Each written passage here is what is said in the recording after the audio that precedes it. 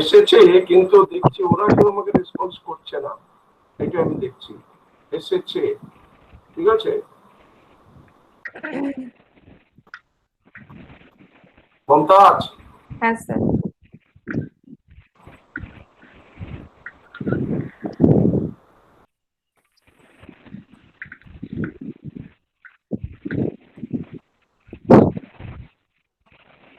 Somnath Bishoy sir is present. Samiran Bishoy sir. Hello hello, শোনা যাচ্ছে Mumtaz? Yes, yes sir. Madam স্যারকে একটু call করো, সমীরণ স্যারকে একটু কল করো। আচ্ছা আচ্ছা, ঠিক আছে। হ্যালো মমতাজ, শোনা যাচ্ছে? হ্যাঁ স্যার। স্যার আমাদের সঙ্গে Surajit Das sir, doctor Surajit Das sir, faculty of biomedical laboratory science, Vidyasagar university, উনি প্রেসিডেন্ট আছেন। আরেকজন রিসোর্স পার্সন সমীরণ Bishoy স্যার এখনো আসেননি, আমি একে ফোন করতে বলেছি সোমনাথকে। ডক্টর সুরজিৎ দাস আমাদের সঙ্গে এসে পৌঁছে গেছে। Sir good morning. হ্যাঁ স্যার। হ্যালো। হ্যাঁ sir, good morning sir. Yes. Okay.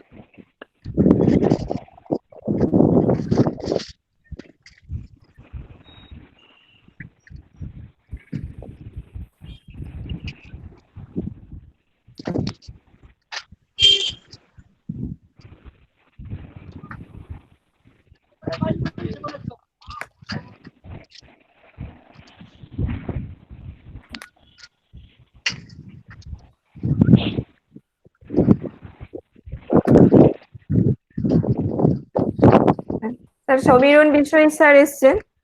Sir হচ্ছেন সিধু কানু ইউনিভার্সিটি থেকে।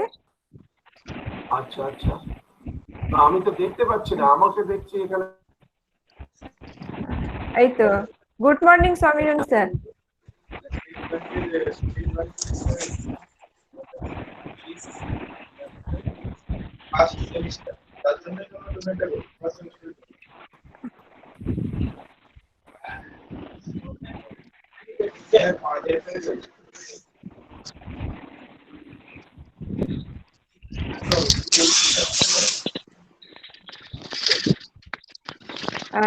Samir sir, please kindly on your microphone. Your microphone is mute. Samir sir, your okay. Good morning, sir. Good morning. Good morning. We start our today's program. At first, good morning to all and welcome to all in our one-day National Nutritional Week celebration program. Each and every day, our department, nutrition department, celebrated this organization very carefully and consciously.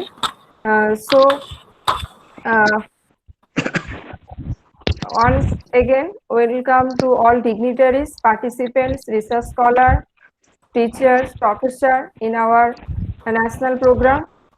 Myself, Mumtaz Khatun, Assistant Professor, Department of Botany, and also Head in Charge, Nutrition Department, Agra SSP College. Before starting this program, I introduced in our dignitaries in front of our participant, Dr. Deepak Kumar Tamili, Principal and Chief Patron of today program, Agra SSP College. Dr. Samiran Bishoy, Associate Professor, Department of Anthropology and Tribal Studies, Sidhu Kanu Bishoy University, Purulia, West Bengal, India. And another resource person, Dr. Surojit Das, Assistant Professor, Department of Biomedical Laboratory Science and Management, Vidyashagar University. The theme and the objective of this program, from 2018, Nutrition Department celebrates National Nutritional Week celebration. Each and everyone very graciously. The theme for National Nutritional Week 2020 is Eat Right, Bite by Bite. National Nutrition Week 2020 celebrated on September 1st through 7th. It was first organized by Food and Nutrition Board that operates under Ministry of Women and Child Development running since 1982. It puts emphasis on educating people in all states across India regarding the importance and necessity of good nutrition in diets. Today, through this program, there are two eminent resource persons present. We can learn and hear through our two plenary session how nutrition is very much important in this COVID period. So before starting this session, I would like to invite or request our chief patron, Dr. Deepak Kumar Kamili, for his inaugural speech. Over to you, sir. Thank you, Montaj. Good morning to everybody. It is a great honor and privilege to me in welcoming all academicians, researchers, students, and resource persons in today observing our nutritional week. Actually, we have been organized such a program,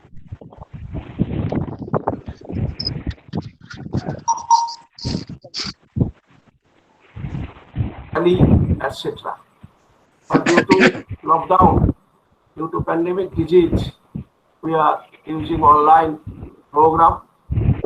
Actually, due to pandemic disease, till date, more than 36 lakhs people are infected in our country.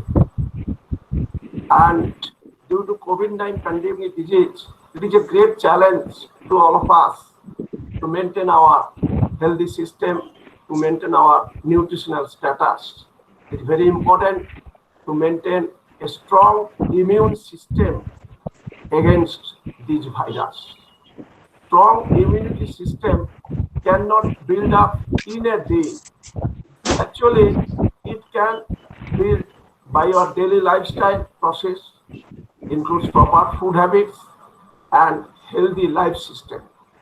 At the beginning of our life, it is a blessing of our mothers, feeding the mother's milk, and that is more immune to childhood and that persist up to old age.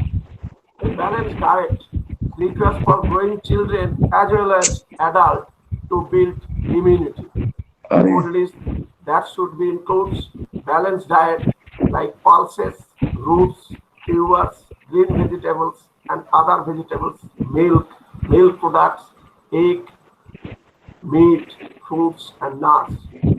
According to ICMR, nutrition and average working man or woman needs include 300 gram vegetables, 100 gram fruits, 25 gram nuts, 60 grams eggs, fish or meat products.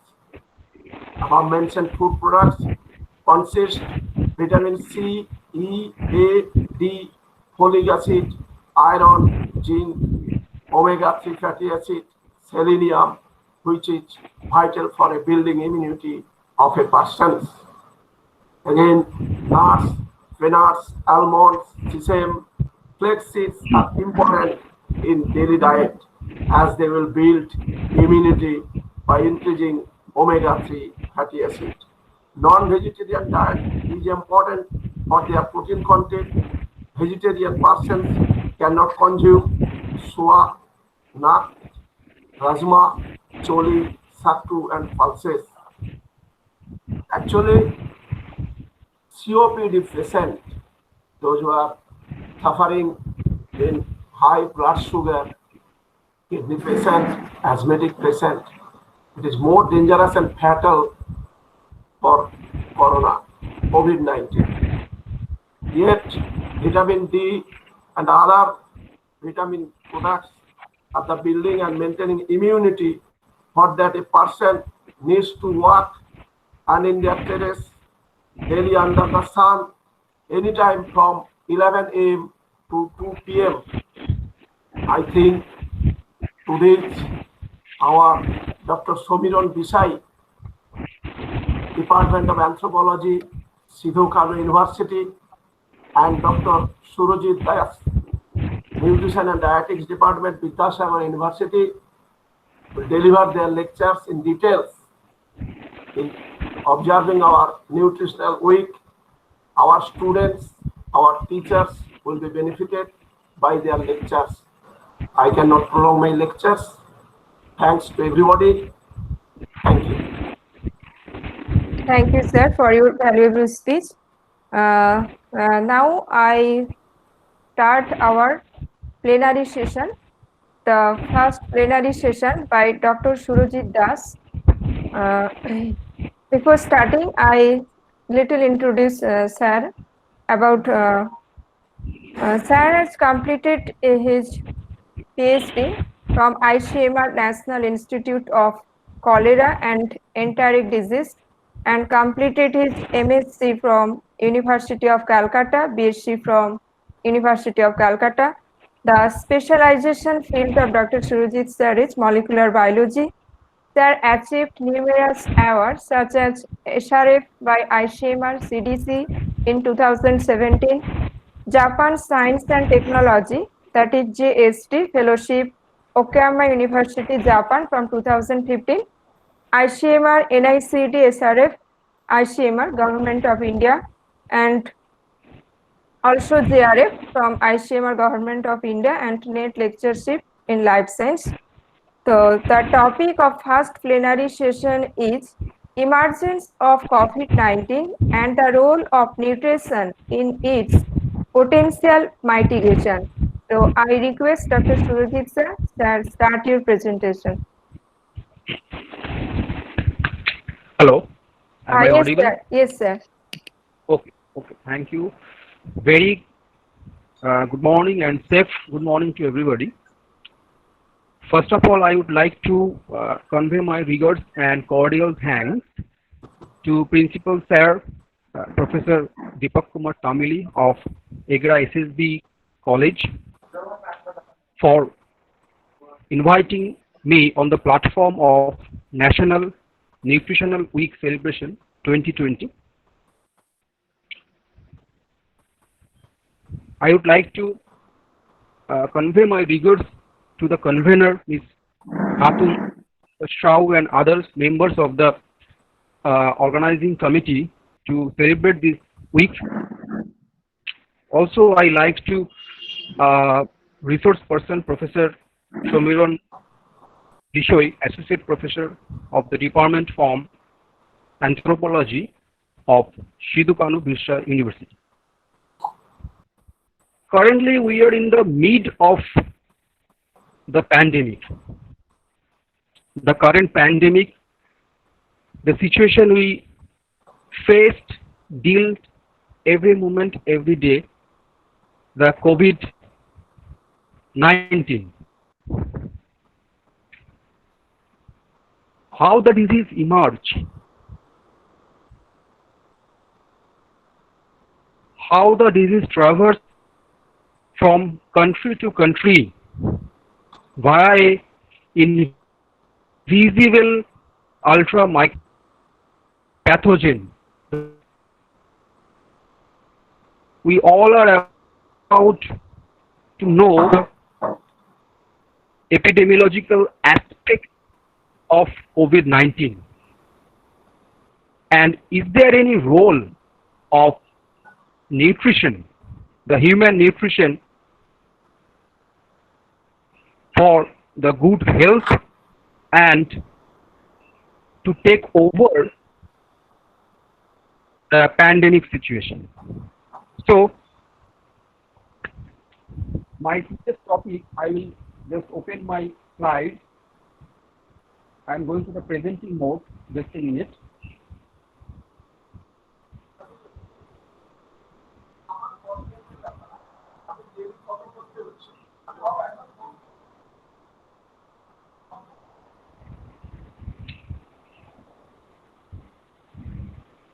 So, I'll highlight today on the emergence of COVID-19 and the role of nutrition in its potential mitigation. Famous Brazilian author and novelist Paulo Coelho de Souza once a time written that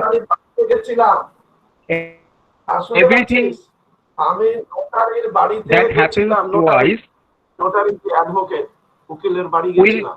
surely happen a third time. He is not a biologist, but the inference is significant in this pandemic situation. The first one we know 2002 SARS-CoV-1 in China. Second one 2012 MERS-CoV in Saudi Arabia. And the third one in 2019 again in China, SARS-CoV-2. So what is coronavirus?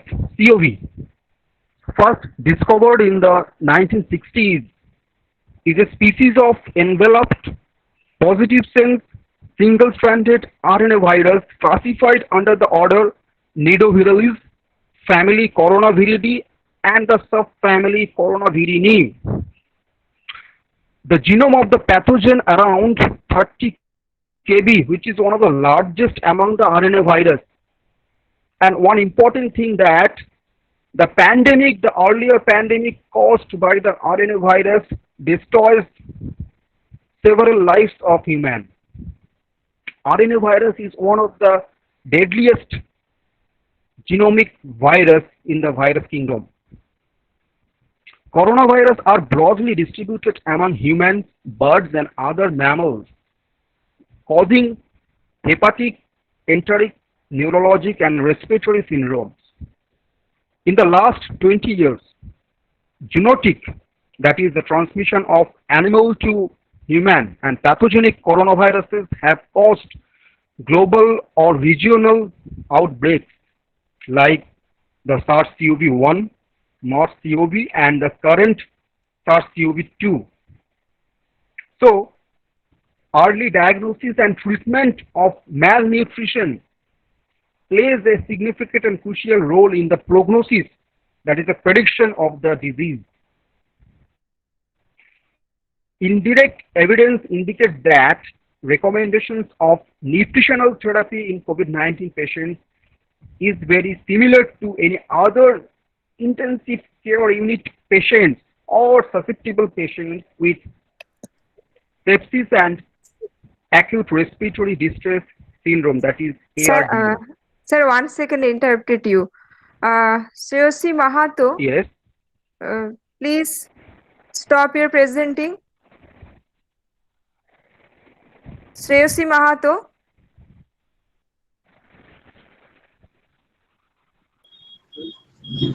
Okay, thank you, sir. Continue. Okay. So, till date, there are 7 deadliest human coronavirus, HCOV, have been come into the human population. 229E and OC43 causes the common cold. SARS-CoV-1 in 2002 in China, NL63 in 2004 in Netherlands, HKU1 in 2005 in Hong Kong, MERS-CoV in 2012 in Saudi Arabia, and the recent one, which takes the millions of lives till date, the novel coronavirus, SARS-CoV-2, again in China. So this is the 7th. Sir, your screen is not visible. Coronavirus. Sir, Surajit sir, Yes. your screen is Yes. not visible. আমি তো presenting মোডে আছি, just a minute.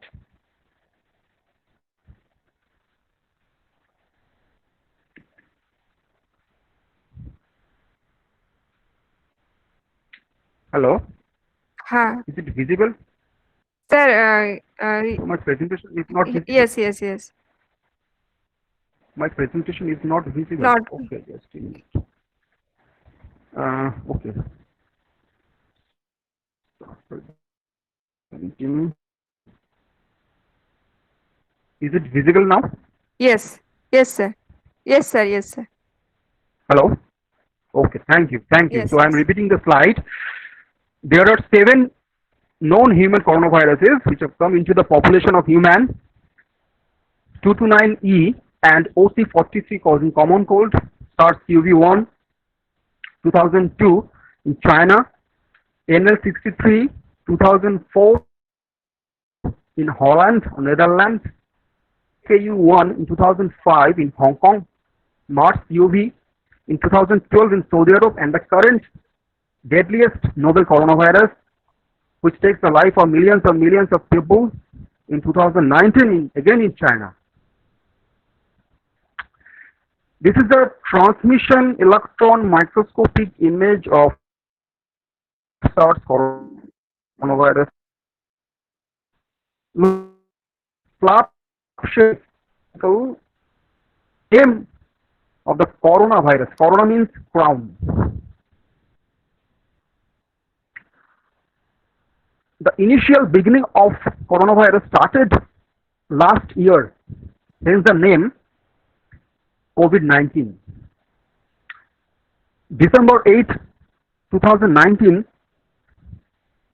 first patient developed symptoms of coronavirus in Wuhan of China.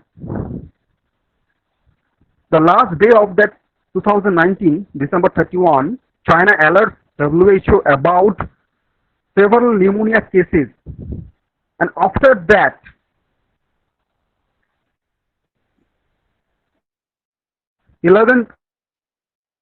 Jan, the COVID has registered by China, and we know the later on story of the COVID-19. Several times, WHO alerts the world about the COVID-19. 30th January, WHO DG Dr. Tedros declared that novel coronavirus outbreak is a public health emergency of international concern. 28th of February 2020, WHO raised the risk associated with the coronavirus from high to very high across the world. And lastly and finally, WHO declared it is a pandemic situation in 11th of March. There are 3 strains of COVID-19, type A, type B, and type C, which circulates throughout the world. The first type A strain of coronavirus found in China, but in limited place of China, basically Wuhan, and after that the strain circulates to USA, and then to the Australia. But the main widely distributed type B strain, the variant of the type A, majorly found in China, followed by United several places of Europe, also in African Brazil. The other variant of type B, the type C mutant, found in several places of the globe like Europe, Singapore, and then the Hong Kong. So this is the epidemiological distribution of the 3 type strains of the coronavirus around the globe. WHO regularly provides the updates on the worldwide COVID-19 situation. In 4th of September 2020, the last situation update report from WHO showed that 216 countries, area or territories have been affected. More than 2 crores confirmed cases and more than 8 lakh confirmed deaths have been registered. If we look into the six WHO regions like the African, American, Mediterranean, European, East Asia, Pacific, Western Pacific regions, the 6 WHO recognized region around the globe, the most affected is the America, where the number of cases and number of deaths are high till death. But the Southeast Asia, where India resides, not very far behind. According to WHO, India reports close about 40 lakh confirmed cases and around 70,000 deaths till date. This is the current update as per published by the WHO. The important question is that what is the source of the coronavirus? It is astonishing that 80% of the infectious disease comes from the animals. That is zoonosis, not the less number, but the 80% of the disease comes from the animal, that is the zoonosis. So animals constitutes the biggest burden of these kinds of deadliest pathogens. This also follows in the case of COVID-19. The mother source, the primary host COVID-19 is the bat. I'll discuss later slide. So it is recommended that we need to handle animal with highest level of safety for the benefit of the animal as well as for the well-being of the human population, to restrict, to contain, to prevent the spread of this kind of currently witnessed situation. This image shows the transmission model of coronaviruses. The primary host, the bat for coronavirus. Actually, bat harbors several coronaviruses. Some of them infect humans. For SARS-CoV-1, civet cat is the intermediate host, and then goes to the human. For MERS-CoV, camel is the intermediate host. But in case of COVID-19, it is still questionable and under research. Chinese pangolin may be the intermediate host because the coronavirus isolated from pangolin and bats shown more than 85% of genome sequence similarities. And in the human population, that is known as the person-to-person transmission, occurs via community transmission and the hospital acquired transmission, that is the nosocomial transmission. COVID-19 basically transmits directly, I have discussed, that is via droplet transmission through human to human, and sometimes indirectly through contaminated surface. But this is assurance, this is good news that no reported case of COVID-19 pandemic has been linked to the transmission of food. So we can take food, but need to proper preparation, proper handling of the food. There is a debate about the transmission of COVID-19. We are in debate because this is a novel virus, novel coronavirus. Everything we are regularly updating. We will regularly know the facts, the biological features of the virus, COVID coronavirus, SARS-CoV-2. Is this transmitted via droplet or airborne? There are two modes of transmission of the respiratory viruses. One is the droplet, other is the airborne transmission.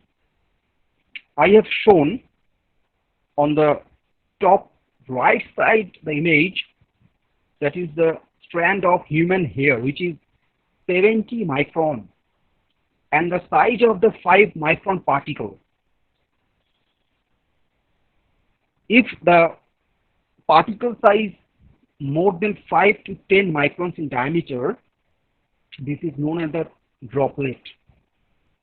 And if the pathogen transmit via the droplet, it is known as the droplet transmission, which happens when someone's mouth, nose, or eyes come into contact with respiratory droplets from an infected individual.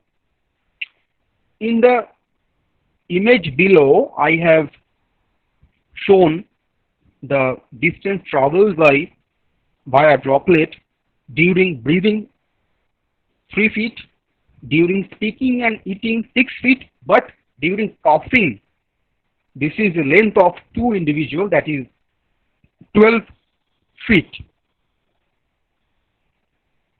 Droplet transmission occurs during the disease of SARS coronavirus, influenza, and pneumonia. But the other mode of transmission is the airborne transmission. The virus is present in particles that are so small that can remain suspended in the air and travel up to 1 meter, more than 1 meter length. But here environmental factors plays crucial role for the formation of the aerosols. Aerosol transmission occur found in measles, chickenpox, tuberculosis. But in the case of COVID-19, droplet transmission mostly established and observed. Still, there are no report on the airborne transmission of the COVID-19. How long does the virus last? There are some study conducted by the universities of California by a group of researchers used a nebulizer instrumentation to simulate coughing or sneezing and found that the virus become an aerosol. In the aerosol form, the virus suspended in air for up to 3 hours. On copper material for up to 4 hours. On cardboard, it may remains for a full day. While on plastic and stainless steel, it can survive for up to 2 to 3 days. So be careful while handling with the stainless steel, especially in the public place. Be careful of handling the common places mostly prepared by the stainless steel. For the containment and prevention of the COVID-19, we need to avoid the 3 C's. Number 1 C, crowded place. Number 2, close contact setting. Number 3, confined and enclosed spaces. The risk is higher in places where these factors overlap. So we need to avoid these 3 C's for prevention and containment and reduce the dissemination of the coronavirus. I will discuss some immunological aspects of COVID-19. Cytokine storm, I will discuss little about the cytokine storm, what is the importance of cytokine storms and the role of nutrition to cope up with the cytokine storm. Cytokine storm is an acute hyperinflammatory response that may be responsible for critical illness which occurs in other situations like viral infections, bacterial infections, and even cancer, and ultimately the multi-organ failure situations. So this is our immune response to any kind of foreign particle, the cytokine storm. But these cytokine storms also hampers the physiological conditions of individuals. Critically ill COVID-19 patients experiencing cytokine storm are believed to have a worse prognosis and increased the fatality rate.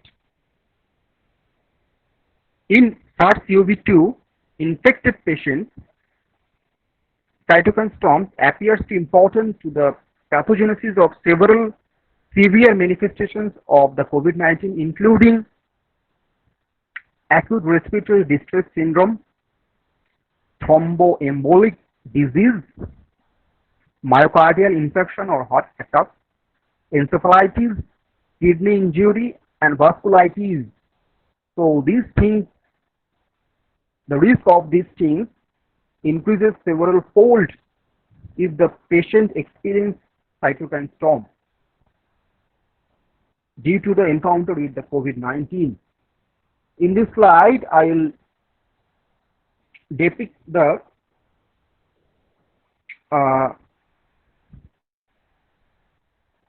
cytokine storm in COVID-19 individual. After the binding of the SARS-CoV-2 with the specific cell surface receptor, that is angiotensin converting enzyme 2, ACE2, which have been found in several epithelial cells in our body, human body. It triggers the reactive oxygen species formation, which causes the cell death by apoptosis. And also ROS induces the production of NLRP3, that is node-like receptor protein 3, and NF-kappa beta. These two immune mediators cause immune invasion via macrophage triggering of activation of T cells and itself macrophage and neutrophils for the release of several cytokines including IL-1, IL-2, IL-6. These are tumor necrosis factor alpha and interferon gamma. These all cytokines provokes or causes the cytokine storm, which causes the inflammatory cascade for the mediation or risk associated with a secondary bacterial infection. The primary infection mediated by the virus, and in most situations found in other common flu or viral infections also, the secondary bacterial infections. The cytokine storm helps to cause the secondary bacterial infection and also acute respiratory distress syndrome.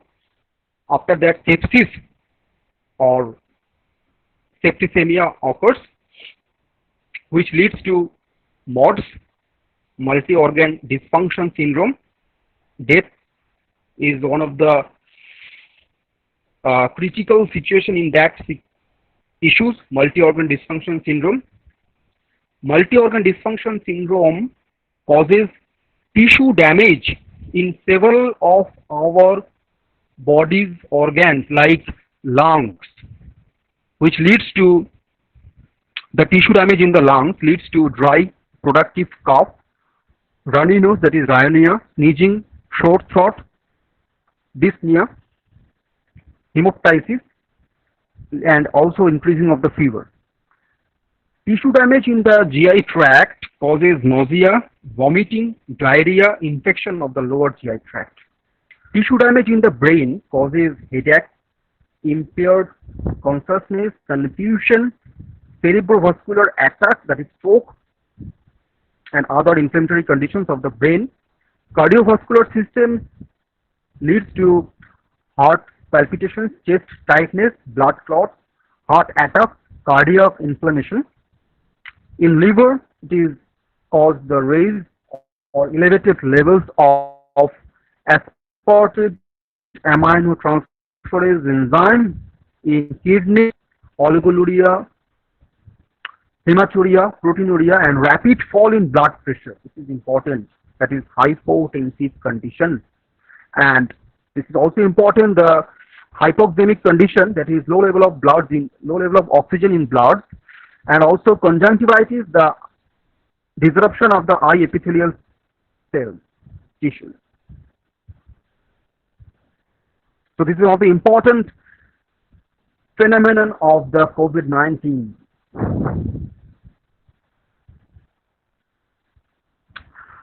There are several categories of risk factors associated with the COVID-19 and cytokine storm. Very high risk factors associated with the patient suffering from cardiogenic shock, cardiac arrest, myocardial infarction, acute stroke, acute meningitis. High risk factor associated with age more than 75 years, solid organ or stem cell transplantation, HIV, cancer, obesity, and also diabetes. Intermediate risk factors associated with coronary artery disease, cardiovascular disease, hypertension, smoking, and pneumonia.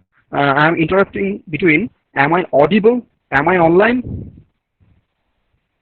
Mrs. Khatun, Mrs. Yes, sir. Yes, Mr. sir. Shah, Yes, am I sir. audible Yes, to sir. all? Continue. Hello, I Surajit am sir. You are audible, checking sir. there are several students called. Okay, thank you. Sorry for the interruption.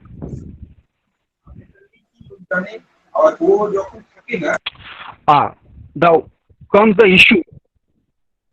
issue of nutrition. What is the role of nutrition in control of COVID-19 patients?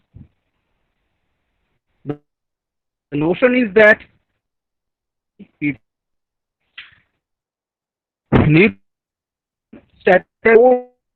infected come. No single food or natural remedy has been proven in 19 nations.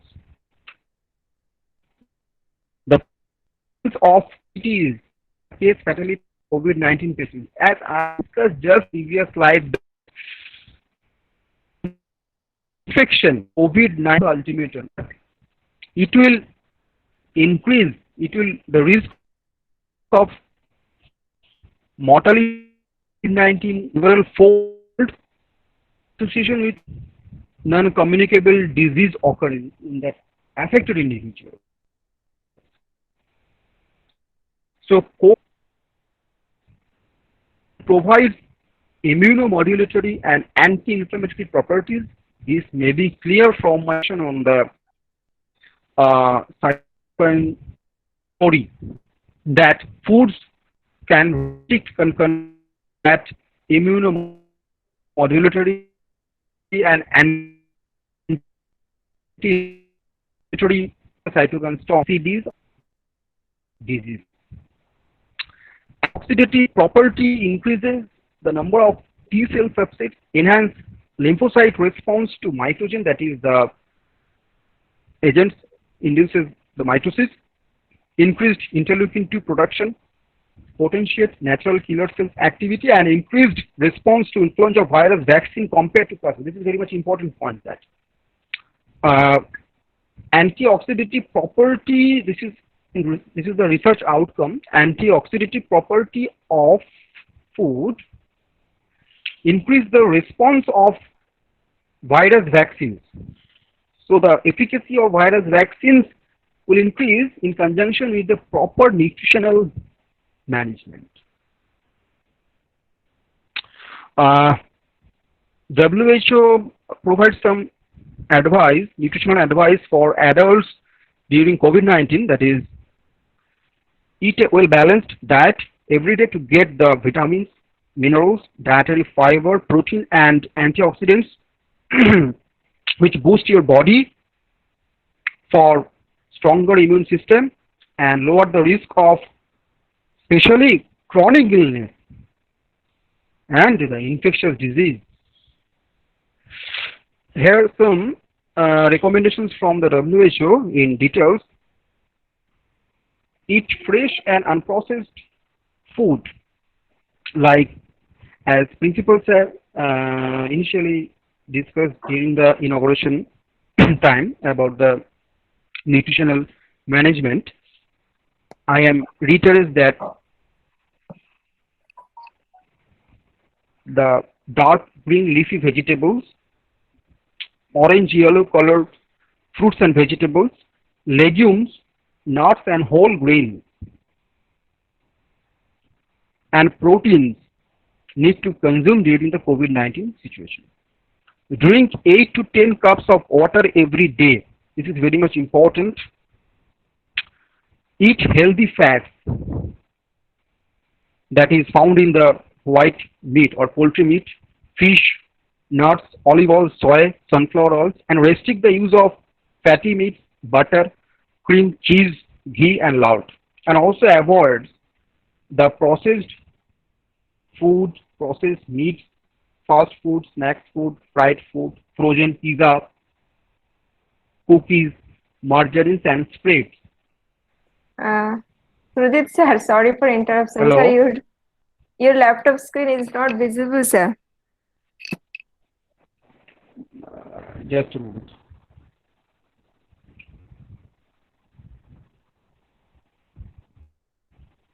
Am I visible? Yes, sir, you are visible, but your presentation screen is not visible.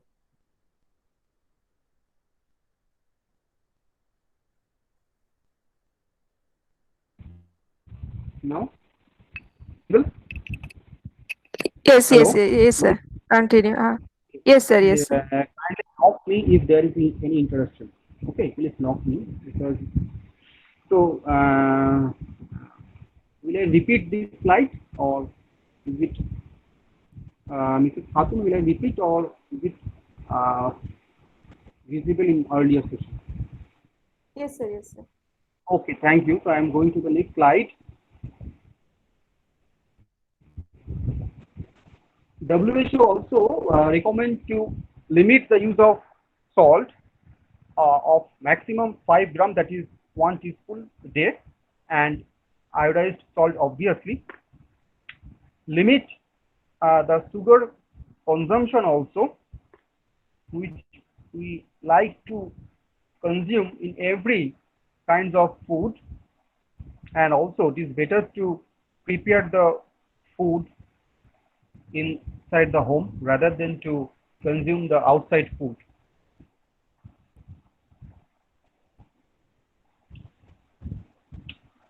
This is important publications from Ozer et al. The research group provides the highlights and recommendations of nutritional therapy for critically ill COVID-19 patients. So I am just depicting the recommendations from that group. When performing nutritional assessment of the patient, healthcare professional should definitely use personal protective equipment. Nutritional tools like MAST and NRS 2002 obviously used to evaluate the risk of malnutrition. Calorimetry, the gold standard for evaluating the energy requirement, that is for polymorbid patients aged more than 65 years require 27 kilocalorie per kg per day. For severely underweight polymorbid patients require 30 kilocalorie per kg per day, and also for the elder patients the same energy requirement.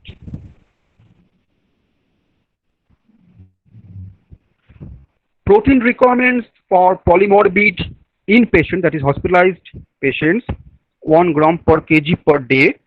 For intubated patients, that is feeding intubation patients, require 1.3 gram per kg per day. The fat and carbohydrate ratio 30:70 for patients without respiratory failure, but it is 50-50 for intubated patients.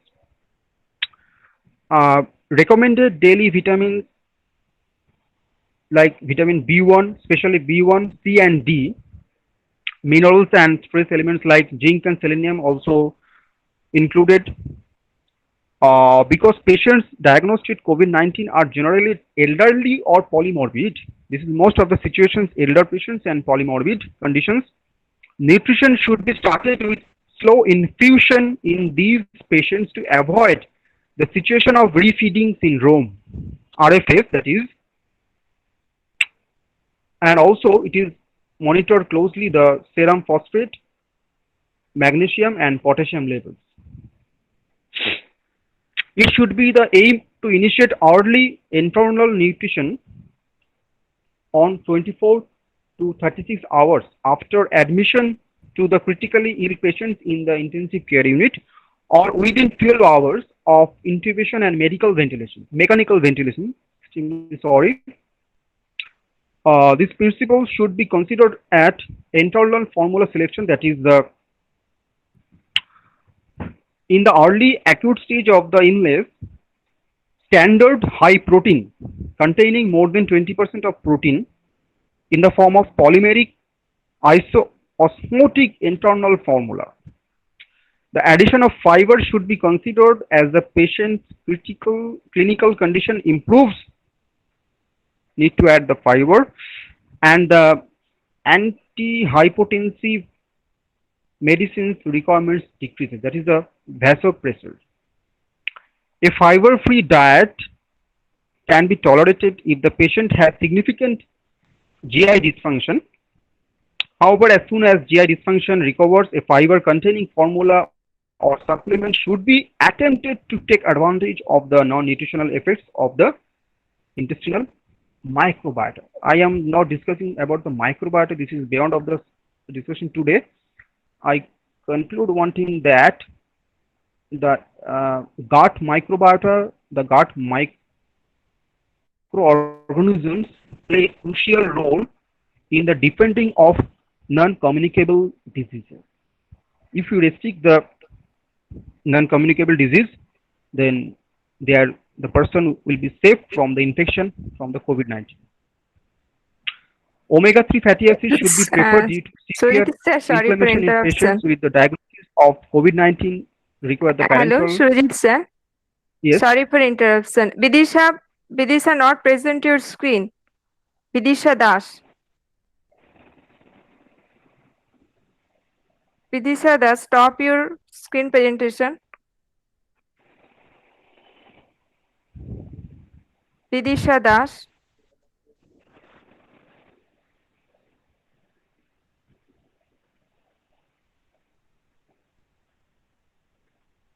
Okay. Can I continue? Yes, sir. Sir, your presentation is not Visible again. Yes, sir. Oh, Yes, I think someone present that is will be the cause of the disconnection. Oh, okay.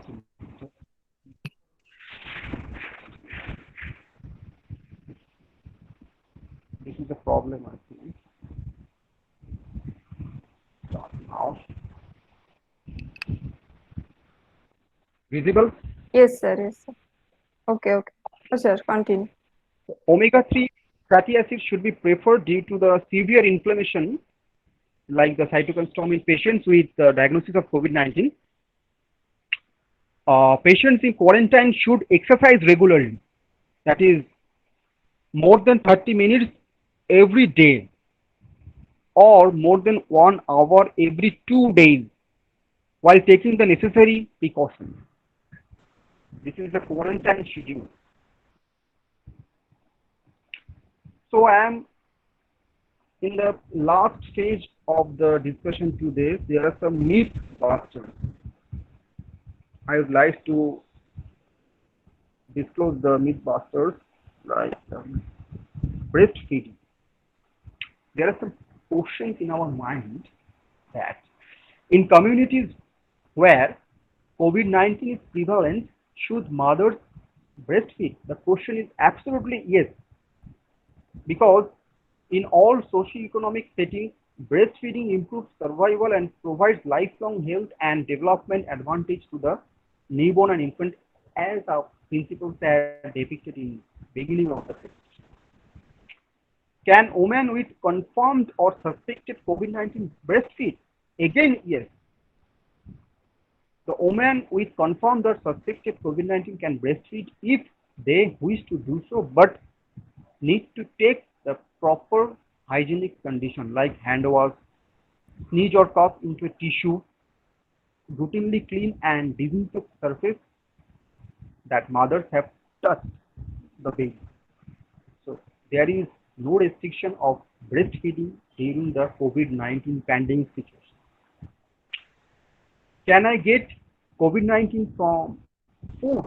The answer is no, because there is no evidence that food spreads COVID-19, because this is transmission occurs through the person to person.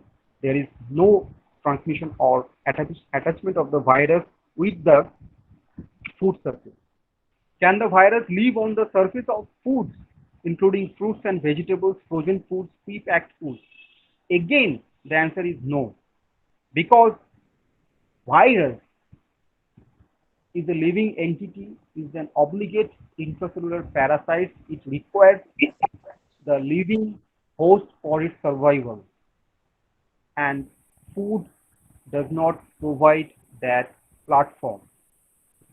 So coronavirus cannot multiply in food. How to wash fruits and vegetables just with water or something else? Water is sufficient. The potable water is sufficient for washing fruits and vegetables. To what temperature should food be cooked to kill the virus? Actually, there are range of temperatures by which the pathogen killing occurs. The most resistant one is the endospore forming bacteria, but virus routinely kill beyond the temperature of 60 to 65 degrees Celsius. For safety, Sir, we need to cook our food at 75 degrees Celsius. Yes. আবার একটু সমস্যা হচ্ছে, আপনার ইয়ে দেখা যায়, আপনার স্ক্রিনটা পরিষ্কার দেখা যাচ্ছে না স্যার। ওই মাঝে মাঝে স্টুডেন্টরা একটু ইয়ে করছে। দেখা যাচ্ছে, ওকে, I am presenting again.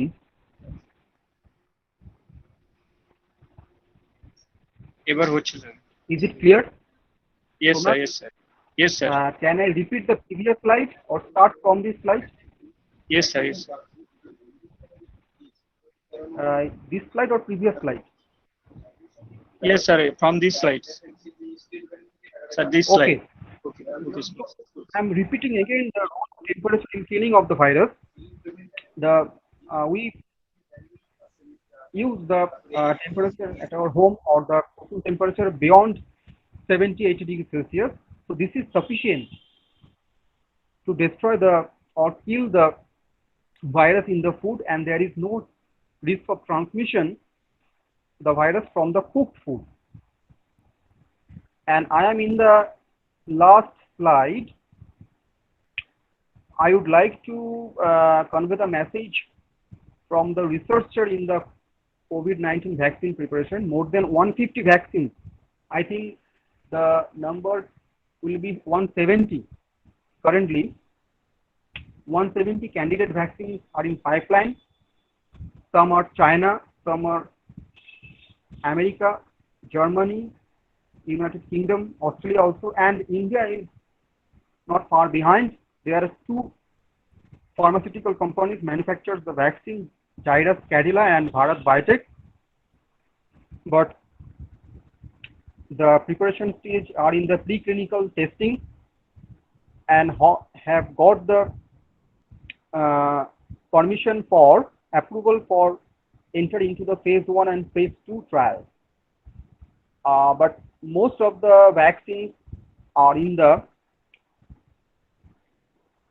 phase 2, except the China Biotech Institute of Biotech Preparation Vaccines, which have completed the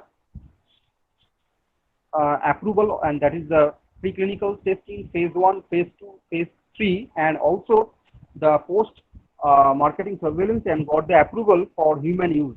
That is the China. So this is the ray of hope that we are near about to use the immune booster to control the deadliest coronavirus. Thanks for the patience of all the audience. I'm completing my session.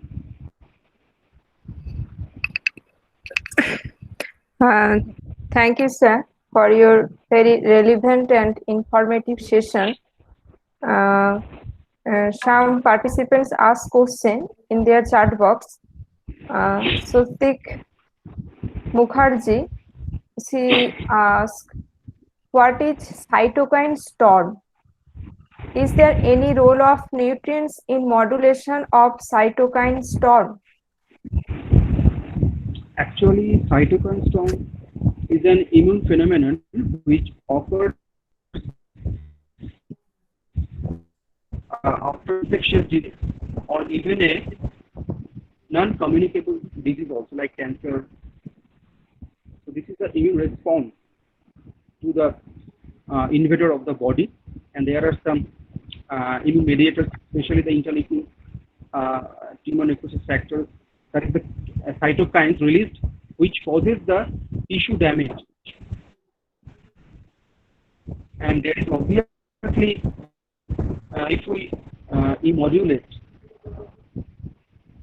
and also the role of anti-inflammatory properties, antioxidative properties of foods. There are several foods provide these kinds of beneficial properties. We can control the effect of cytokine storm. Definitely, food play an important role to control the cytokine storm in the critically ill COVID-19 patients.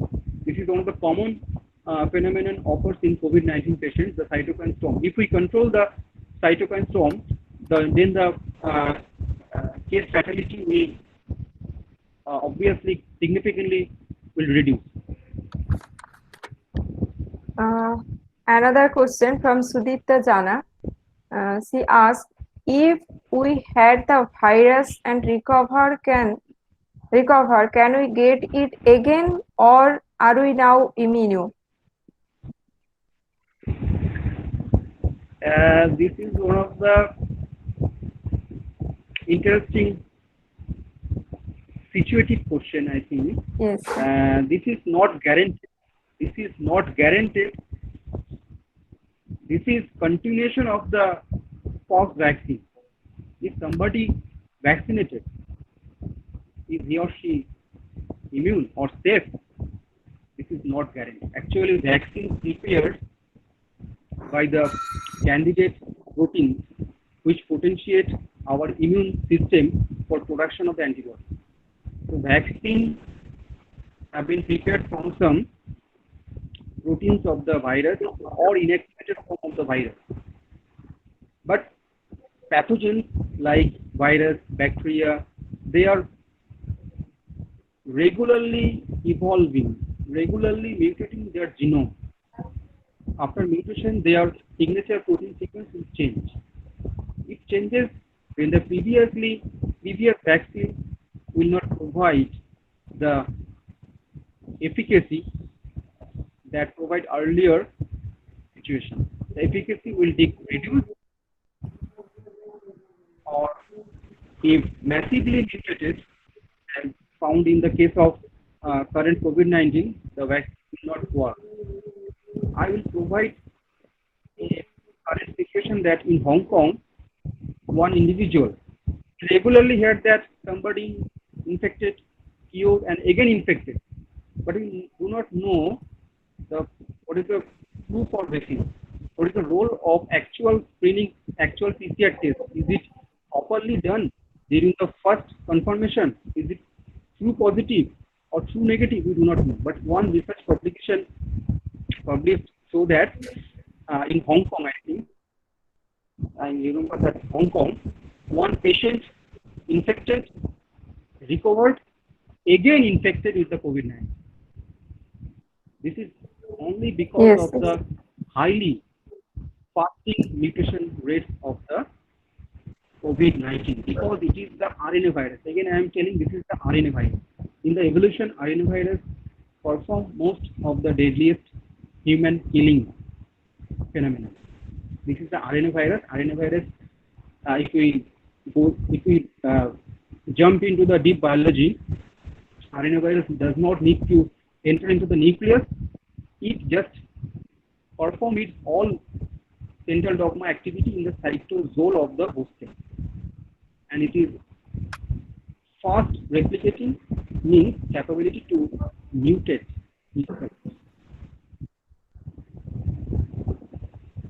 thank you, sir. Question from Sudipta Jana. No, this is completed. Rimi Datta. Sir, as we all know that novel coronavirus is RNA virus and going through repeated mutation, which results in emergence of multiple strains. Under these circumstances, is it really possible to design effective vaccine, or can a single vaccine could combat the entire situation? I think this is difficult to inform that a single vaccine will work. By experiencing the genomic characteristic changes of this RNA virus, this is,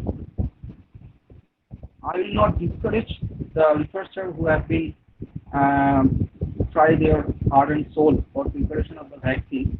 So this is one of the challenge issues to prepare a highly effective vaccine to eliminate the coronavirus from the human population. I think, as I informed in the last slide, that there are almost 170 candidate vaccines in the pipeline. I have read in a conference and that what is the requirement of this long list of vaccines. There are lots of money invested in these pharmaceutical research settings to prepare vaccine for killing just one virus. 170 vaccines means several billion dollars have been invested. The answer is that if one vaccine will not work, then the next one may work. So this is the strategy, and also to reduce the production time for starting with a simultaneous clinical trial of long list of vaccines. So my short answer to Rimi Datta is that probably single vaccine could not be able to tackle the fast mutating RNA coronavirus. Next one. Okay, thank you, sir. Another question, and I think this is last question. What is the role of immunity booster to combat COVID-19? Are they really work? From Koil Mukherjee.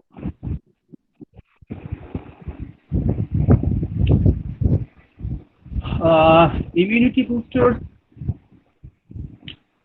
it is essential that our immune system, once our immune system lays immune system activated and start to produce the arms or the protective utterances, like especially the humoral immunity antibody,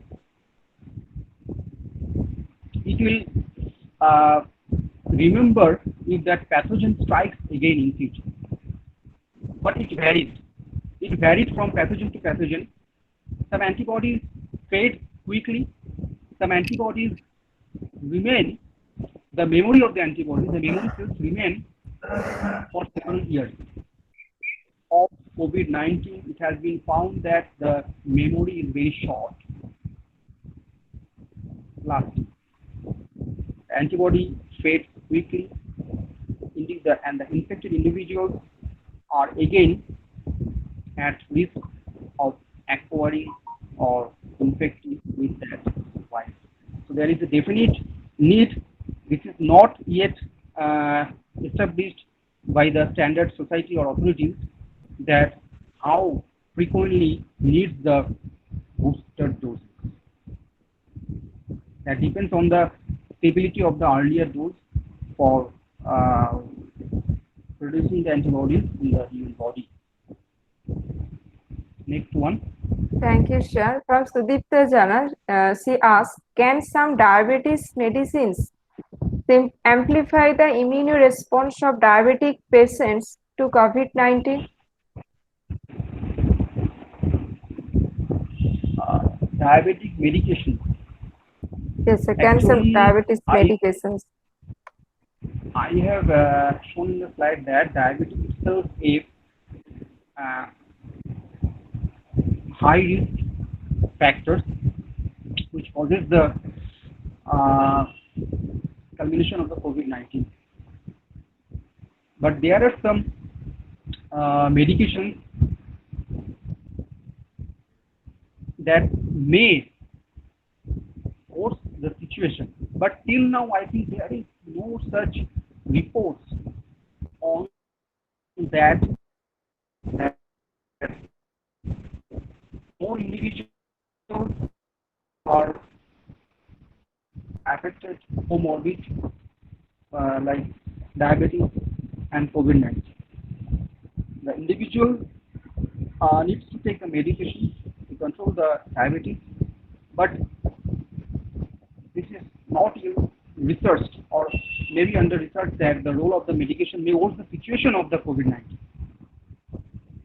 But diabetic worsen the situation of the COVID-19, but the medication is still under research. This is not yet known. Next.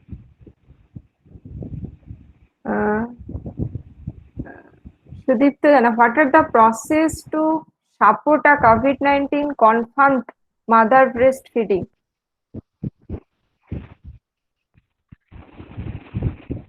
Support means what are the process to support a COVID-19 confirmed mother breastfeeding? Support means there is no role in the universe to isolate, restrict the child to her mother. So the first thing to mother and her child can remain in a single room, but with proper healthy health precautions need to be taken. And if you want to know about the chance of transmission from mother to her family members or neighbors, then as we know, the situation or the information or the recommendations will again applicable in this situation. Am I clear, Sujana? Yes, sir. Yes, sir. I will clear support as per my concept. Yes, sir. Thank you, sir, for giving your answering all questions very nicely and very simply. I request Surojit sir, if sir is continue with us, because our student present some topic and there are two eminent resource person present in today program. Is just them. So I start our second plenary session by Dr. Samiran Bishoisha. Thank you, sir. Dr. Samiran Bishoisha. Thank you very much. Thank you, sir. Thank you.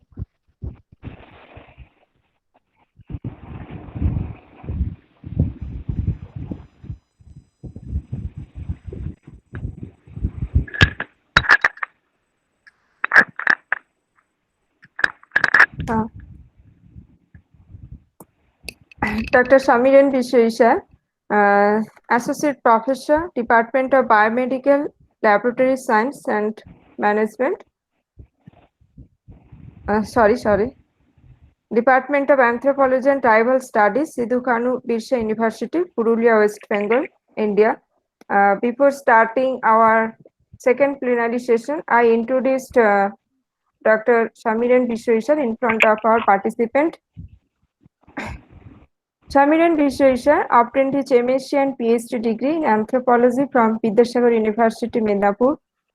He also earned postgraduate diploma in public health nutrition from Public Health Foundation of India, New Delhi. He worked as research fellow at Society for Applied Studies, Kolkata, in various national and international research projects funded by DFID, UNICEF, NIH, National Foundation, ICMR, UGC. He awarded UGC Dr. T.S. Kothari Postdoctoral Fellowship for Research and Adolescent Obesity, Northeastern Hill University, Shillong, Meghalaya. As well as he also worked as research scientist at NIGRIMS, Shillong, Meghalaya, and consultant at National Institute for Research in Tribal Health, ICMR, Jabalpur. He has published more than 95 research papers, book chapters, and brief communications in peer-reviewed international and national journals, which includes Annals of Human Biology, Current Science, Journal of Public Health, etc.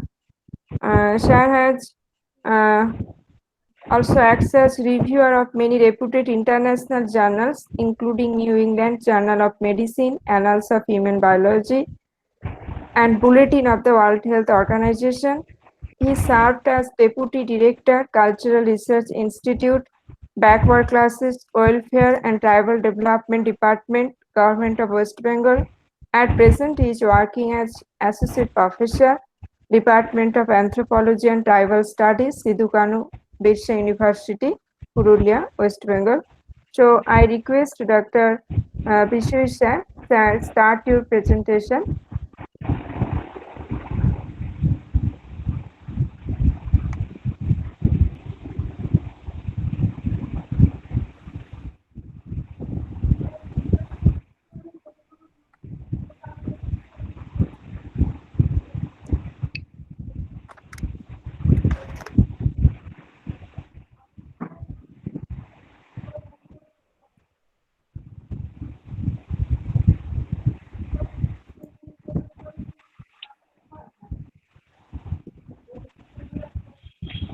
Sir, start your presentation, sir.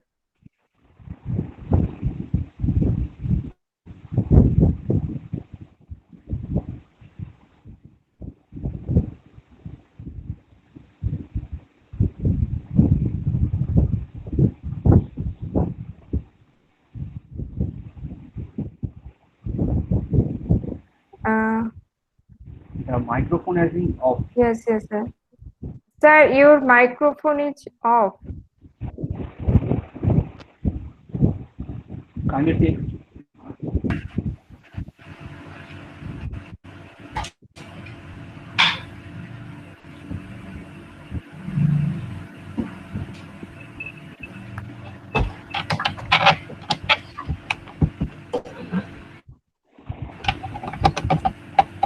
Hello.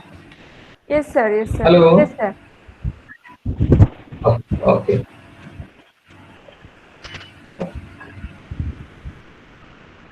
At first, I am convey my sincere thanks and my pleasure to Dr. Deepak Kumar Tameli, patron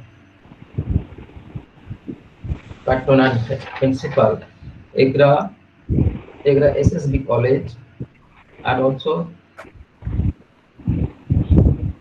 convey my thanks to Mamtaj Khatun, convener of this program, and Somnath Saw, organizing secretary, Department of Nutrition. I'm also pleased to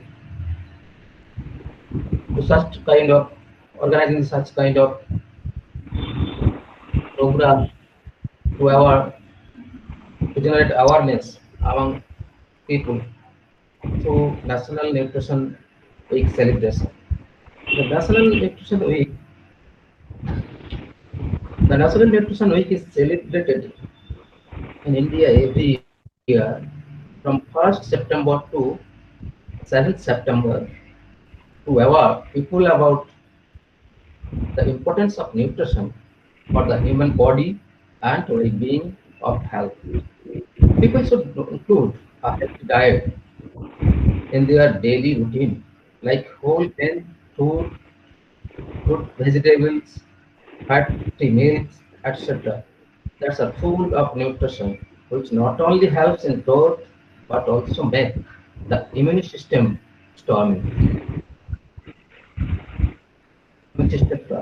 There's a long history for the observation or celebration of National Nutrition Week. The, the theme of this year, the National Nutrition Week, is Eat Right, Bite by Bite. And before that, it was first initiated in 1973 by the American Dietetic Association, now the Academy of Nutrition and Dietetics, to generate awareness among people in America. And in India, 1922, it was introduced to generate awareness among common people by the government of India to observe National Nutrition Week, and now it was renamed as National Nutrition Month or Ocean Month. And throughout the September, there is lots of program to generate or our people organized by central government and state government also. In 2019, we had already observed this type of programs as as as a national as a state government institute of cultural research institute through food mela, traditional foods observation to the marketing of the observation of nutritional foods and many things. However, the importance of nutrition is still a big problem because of some of the people are still are lacking to know the actual the process or the importance of good health and the nutrition of the Sir, foods. Samiran sir, sorry for Yes, interruption. Sir, your screen is not visible. Are you present? yes, Your laptop screen. You present any presentation? no. That's I introduced something as regarding the nutritional week and the history of the Okay, okay, nutritional okay. week. Okay, okay, Now okay. Okay, sir. Sir, sir, continue, going continue. to the one by one. But particularly inform me that this is for the students, so I am prepared that by the end of this lecture, the students will learn to the different methods for assessing the nutritional status or understand the basic techniques, applications, different Okay, sir. standards. Now, why screening the nutritional deficiency or malnutrition during COVID? Because the malnutrition is a major problem globally, including India. And India contributes 61 million out of the 65 million stunted children under the year 5 years globally. The Global Nutrition Report published in 2020, the prevalence of under 5 stunting and wasting in India are 38% and 21%. That it's a major share, the major lion's share, which is higher than the developing nations average of 25% and 19%. The another study, the rapid survey on children, conducted by Government of India and UNICEF jointly in 2013 and 14, that underweight and stunting, wasting is very high rate, 29%, 39%, and 25%. So there are another important factors that the national the international leadership program, the Global Nutrition Leadership Program developed by Lancet and UNICEF, FAO and WHO that estimated an additional 6.7 million children in research to be suffered from wasting in 2020. And it is that 58% of them are live in Southeast. So the identification of marginalized people, or particularly among children under 5, is most important factor. And some figures, I have just tabulated some figures from National Family Health Survey 2015 and 16 conducted in all over India. But I tabulated only the situation of West Bengal. The prevalence of underweight nutrition and underweight stunting and wasting is higher in the districts marked in yellow color. So the concentration and public health facilities and screening methods and intervention programs may concentrate that such districts to reduce malnutrition.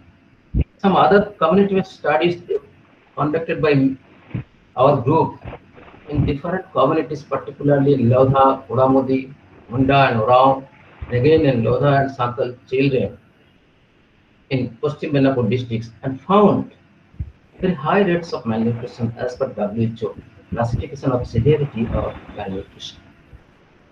Another thing, why assess nutritional status? Because to identify individual or population group who are malnourished and the risk of becoming malnourished. That's a very important. That already Das already told that people who are malnourished are more susceptible to COVID infection. And therefore, to develop the healthcare programs that meet the community needs, which are defined by the assessment, and to measure the effectiveness of the nutritional programs and intervention once initiated. There are lots of programs. We know now we mentioned that ICDS. It was started in 1975 on 2nd October. World's largest program, but still our country is sharing high rates of malnutrition to the world. But there are lots of methods to assess malnutrition. There are direct method and indirect method. The direct method are anthropometric, biochemical, and biophysical, clinical methods, and dietary evaluation.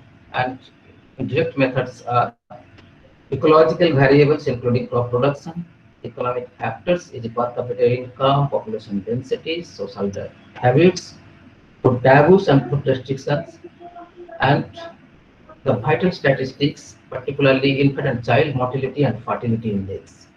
Now, there is lots of methods, arithmetic methods, and the important is that its arithmetic methods is very low cost and non-invasive technology. And we used the large-scale survey with invasive way and timely. For children, accurate measurement of weight and height is essential. The results can be then used to evaluate the physical growth of the child and to compare their velocity with national and international standards like ICMR and WHO and NCHS also. The way compare or assess malnutrition. There are 3 primary arithmetic indices to assess or monitor the growth, that is low weight for height, low height for age, and low weight for age. That means that low weight for height is defined as wasting less than -2 standard deviation, is called or termed as acute malnutrition, and therefore, and then height for age is termed less than 2 SD is termed as stunting, or it is an indicator of chronic malnutrition. finally, the weight for age less than 2 SD is termed as underweight. This is acute or chronic malnutrition or the interaction of both. There is some factors and terminology provided by WHO Technical Report Series 5854 in 1995. Here in the last column, the explanation that low height for age is the implication for long-term malnutrition and poor health, termed as stunting. Low weight for height, thinness or wasted implies recent or continuing current severe weight loss. High weight for height is heaviness or overweight. There is term that undernutrition less than minus 2 SD and overnutrition greater than plus 3 SD Z score. That overweight is 2 SD and greater than is equal to 3 SD is termed as obesity. Both these conditions are called malnourished or malnutrition. Now, another cutoff point provided by WHO for severity, level of severity like severe malnutrition, that MAC less than 11.5 centimeter, moderate malnutrition 11 to 12 centimeter, severe risk of malnutrition based on MAC 12 to 12.5, and moderate risk of malnutrition 12.5 to 13.5, and the better nutrition or satisfactory nutritional status of children under 5 years is 13.5 centimeter. Now, another thing, another additional arithmetic indicators is body mass index. Both it is used for adolescent, adults, and for the elderly also. Low birth weight also used for indicator of malnutrition for mothers, and mid-abdomen circumference also the indicator of low birth weight for height or body mass index. That's a very simple way. It is usually measured using a MAC tape that is placed around the middle of the upper arm, and it's a good and identify children with the high risk of mortality, and how to use this kind of points and for the emergency situations. That low weight for height, that acute malnutrition used for emergencies, both communicable and uncommunicable disease situation, particularly in COVID-like situation, that MAC is the most important indicator to assess child malnutrition and as well as the adult malnutrition. And birth weight also the indicator for maternal nutrition. Now next slide.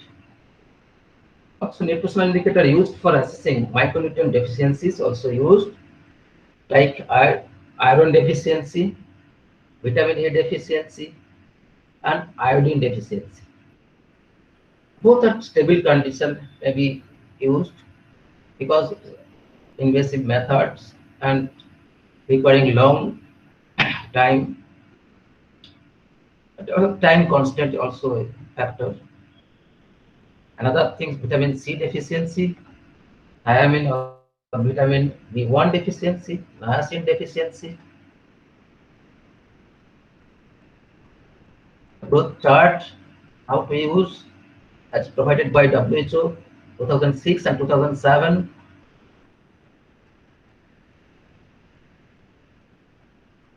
For boys and girls, and this is for the children and adolescents age 5 to 19 years, height for age and weight for age 10 to 5 to 10 years, and BMI for age 5 to 90 years may be used. As assessment nutrition. Sir, Somiran sir. Yes. Somiran Yes. sir. Sir, আপনি কি presentation করছেন? হ্যাঁ, দেখা যাচ্ছে না কিন্তু sir, স্ক্রিনে দেখা যাচ্ছে না। Okay. Okay.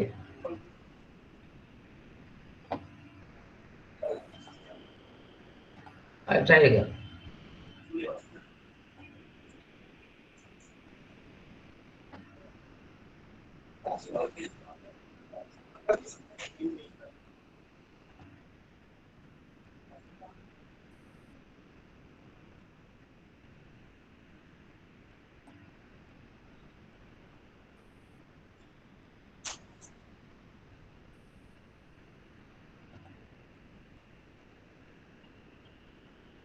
Now visible? না না স্যার, ভিজিবল না, দেখা যাচ্ছে।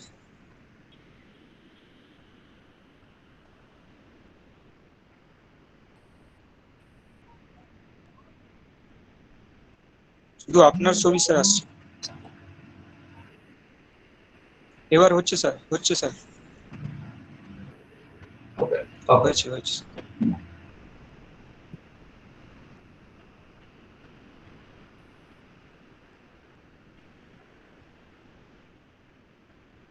Okay. Is Yes, visible? yes sir, yes sir. Yeah. Okay. Okay. Now dose difference classification for children and adolescents already I told. There is three indicators to assess malnutrition among children based on Z score, that is height for age, weight for age, and BMI for age. Children from 5 to 19 years, and weight for age 5 to 10 years, because there is a limitation beyond that years, beyond that age. After 10 years, there is no reference data with WHO technical report. And BMI also may be the good indicator to assess malnutrition.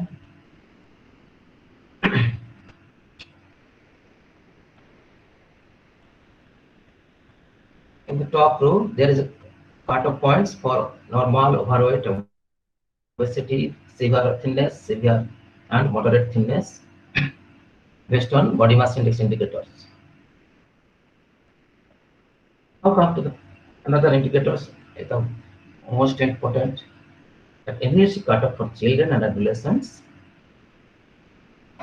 It was published in WHO 2017 technical advisory technical groups, that SAM and MAM. For the severe acute malnutrition, there is a different cutoff point, that's severe acute malnutrition and moderate acute malnutrition. 5 to 9 years, there is 13.5 centimeter, 13.5 centimeter. There is in millimeter, of course, on 35 millimeter. And moderate acute malnutrition is 13.5 to 14.5. And children with HIV infected, SAM for 12.9 and 16 centimeters. Another cutoff point introduced by Cole 2007 based on body mass index 2 to 18 years to assess thinness, overweight and obesity. Thinness, overweight and obesity for both boys and girls. It may be used in household level. Let's another cutoff points for body mass index, international classification provided by WHO for adults, less than 18.5 termed as undernutrition.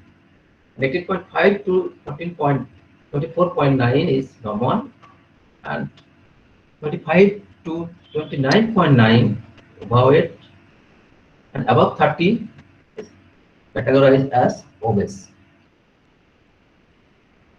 Another cutoff point provided by WHO consultation group for Asia Pacific region, the undernutrition becomes same. The cutoff point for overweight and obesity is less than international cutoff point. It was 23 to 27.4, and above 27.5 is termed as obesity. Because Indians have, or Asia Pacific population have high body high body fat percent in the same body mass index compared to Pakistan's and other population in UK also. And waist circumference also used for screening method for abdominal obesity at household level, requiring only one tailoring tape. There is cutoff point for male and female.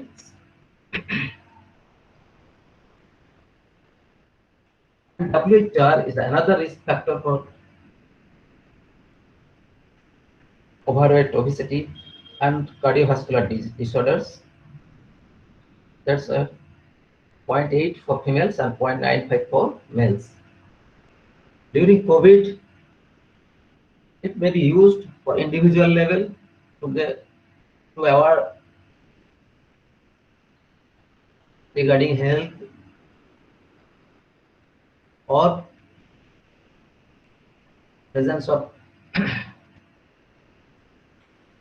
fat.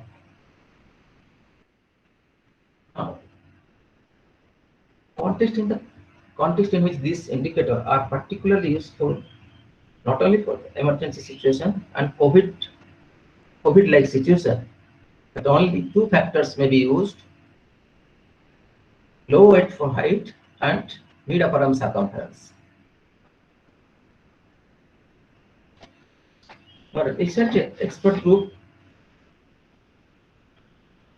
global expert group recommends to detect malnutrition in different level. That's a health facility level, community level, and household level. So all health facility level approach require reinforce the IPC, that infection prevention and control as provided by WHO measures, use of PPE by health workers, automatic measurement equipment must be disinfected between users, and physical distance measures need to be enforced at the health facility for children and caregivers waiting to be seen. Health facility level approach will be assured timely. In community level, all community level approach required again IPC, in infection prevention and control measures, use PPE properly by community volunteers. During anthropometric measurement, equipment must be disinfected between uses, and physical distancing measures need to be reinforced, and centralized location in the village for children and caregivers waiting to be seen. And lastly, the household level, all household level approach required the appropriate equipment and information sharing tools are provided to the individual households. They are unlikely to require IPC measures or the use of PPE, although disinfecting anthropometric equipment remain best practice. Household level approach will rely on untrained family members to properly administer measurements without quality assurance measurements. So these three measure advisory given by WHO expert groups along with FAO, UNICEF, and smart technical groups. There are different methods or approach for the case detection of wasting among children. Is most important during COVID situation, because already I mentioned that additional 166.7 million children to be suffered from wasting due to COVID, and that is 58% of the 58% of the total children live in only one subcontinent is South Asia. The 6 recommendations already given by different health and nutrition organizations like WHO, UNICEF, FAO. Among these, 2 and 6, 2 that they are recommended to the most important for COVID-like situation or infectious disease situation or emergency situations. Only MUSC for detection of SAMs, but that means severe acute malnutrition. That's MUSC 11.5 and or edema may be used. And another is fluid anthropometric body scanning used for detection of malnutrition. This is the very important and path-making work and game-changing work developed by an NGO from Germany. I show here the child growth monitor. It is visible. Child growth monitor slide is visible. Yes, sir. Continue. Yeah. Yes, sir. Visible. Yeah, that's a game-changing apps to detect malnutrition. It's very simple apps used. That apps is compatible with smartphone. Just place your child in the wall, just before the wall, and place your smartphone, and it's automatically scan and detect malnutrition. It's a very important. There is not requirement and PPE. Just maintain the distance.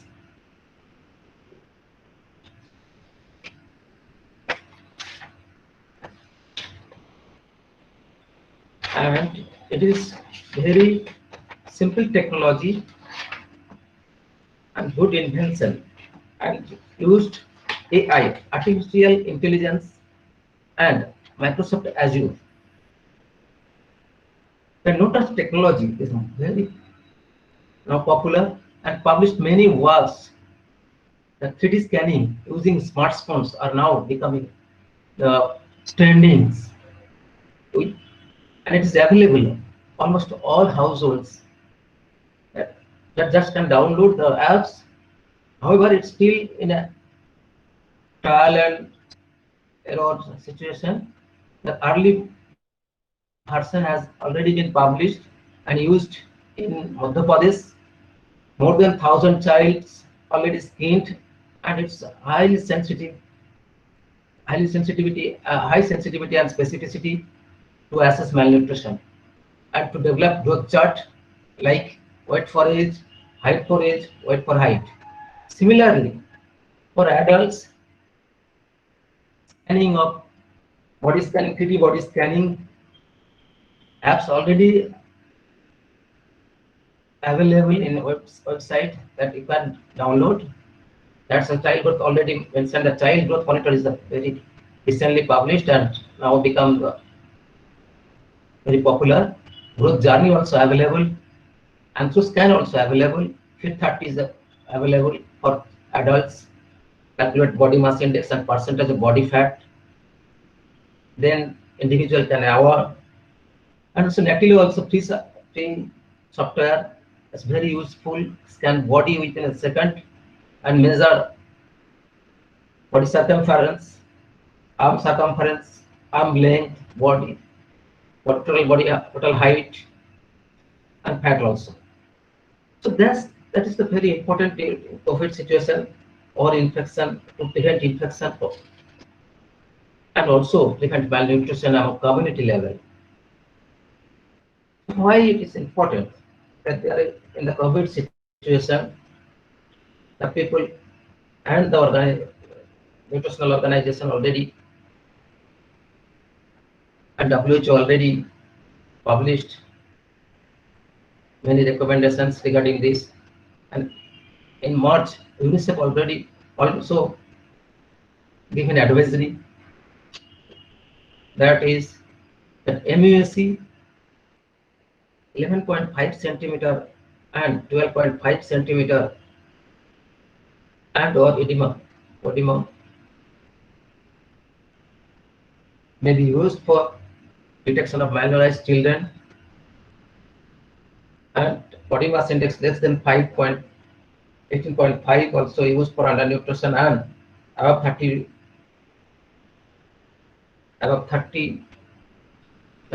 may be used for categorized or detect malnourished child and population.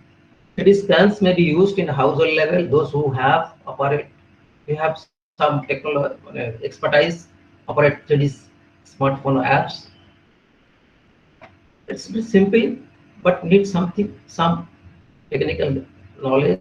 It's available in websites. Now, the most important factor is measure of immunity needs only a single tailoring test, since it is considered as low-cost technology. Therefore, community health workers with proper protection may detect and refer SAM or MAM children to the Nutrition Rehabilitation Center for better management to reduce malnutrition among national, subnational, and village and household level. Thank you all.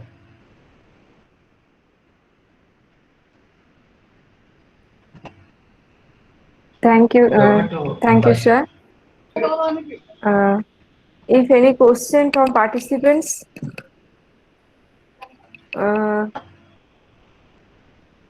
question from Sudipta Jana. Yes. Hello, sir. Can you hear me? Yes. Yes. Yes. What are adapting treatment and prevention of wasting during the COVID-19 pandemic? Yeah. Actually, already Dr. Das already told there is Yes. lots of recommendation of Yes. given by WHO, UNICEF, but detection of wasting is very crucial, and it's very simple thing in household level. That MUSC is a simple technology to use for identify wasting and provide according to the grades of malnutrition, that severe wasting, moderate wasting, mild wasting, and prepare according to their level of diet charts may be prepared and provide accordingly. As a nutritionist or nutritional scientist, we know that already recommended, ICMR already recommended, there's a lots of methods to prepare the protein energy rich diets or dietary recommendations for that malnourished children. Already RUTF may be important. Basically, those who are suffering from SAM, it's better to refer NRC. That means Nutrition Rehabilitation Center. There is a lots of facilities in government setups, existing setups. It's better. It's my opinion. Thank you. Thank you, Anything sir. more? If any question from participant to Samiran sir, please ask you or put your question in chat box. If any question to participants, otherwise we start your third session, that is student participation session. There are 6 participants and presenter is present their topic in front of our 2 eminent research person and our participants, those who are present in this program. I request our 2 eminent research person, Dr. Samiran sir and Dr. Surojit sir. Sir, you judged our student. There are 7 participants. I will arrange that out of 10 number, the participants can completed their presentation out of 10 marks. So, Samiran sir and Surojit sir, you judged their presentation. I think Sir, one question from Sudipta Jana. Is there regional variation in the impact of COVID-19 on children? Regional variation. Regional variation, what? Is Malnutrition there or regional variation in the impact of COVID-19 on children? child malnutrition maybe, I think. Yes, no such studies already published regarding the malnutrition. Before COVID, there is a lots of publication, but after during COVID, it is not possible to conduct study. Only child growth monitor, 1,000 child already scanned 1,000 child in Madhya Pradesh, but their result is not yet published. Okay. Thank you, It's sir. Yes. under process, and if all of it's my request to all of the participants, those who are from the community nutrition, those who like community nutrition, visit child growth center. It's a child growth monitor website, and there's a lots of technology, artificial AI, artificial intelligence used to develop the apps, and you may contribute also. They also provide free of charge these apps, and you can go through go through these apps and gain expertise and knowledge to scan and the process of child malnutrition and the hunger also, hunger deficiency, protein energy malnutrition, weight for age, then underweight or stunting also. The growth journey also very simple and freely available growth journey apps. You can measure height in compared to their parents, either mother or father. It's a very simple technology may be used. But till today, no published, I found no published literature regarding child malnutrition. Thank you, sir, for giving all answer all question simply. Thank you. So we are start our third session, that is student participation session. They present their topic, that is review topic. I also request our resource person judge them. Now I call Shupti Ojha and Ushoshi Giri, third semester, management topic name, management of low birth weight. Yes, ma'am. You are present, Shupti Ojha? You present this topic, Shupti Ojha, Ushoshi Giri? Okay. Yes, ma'am. Yes.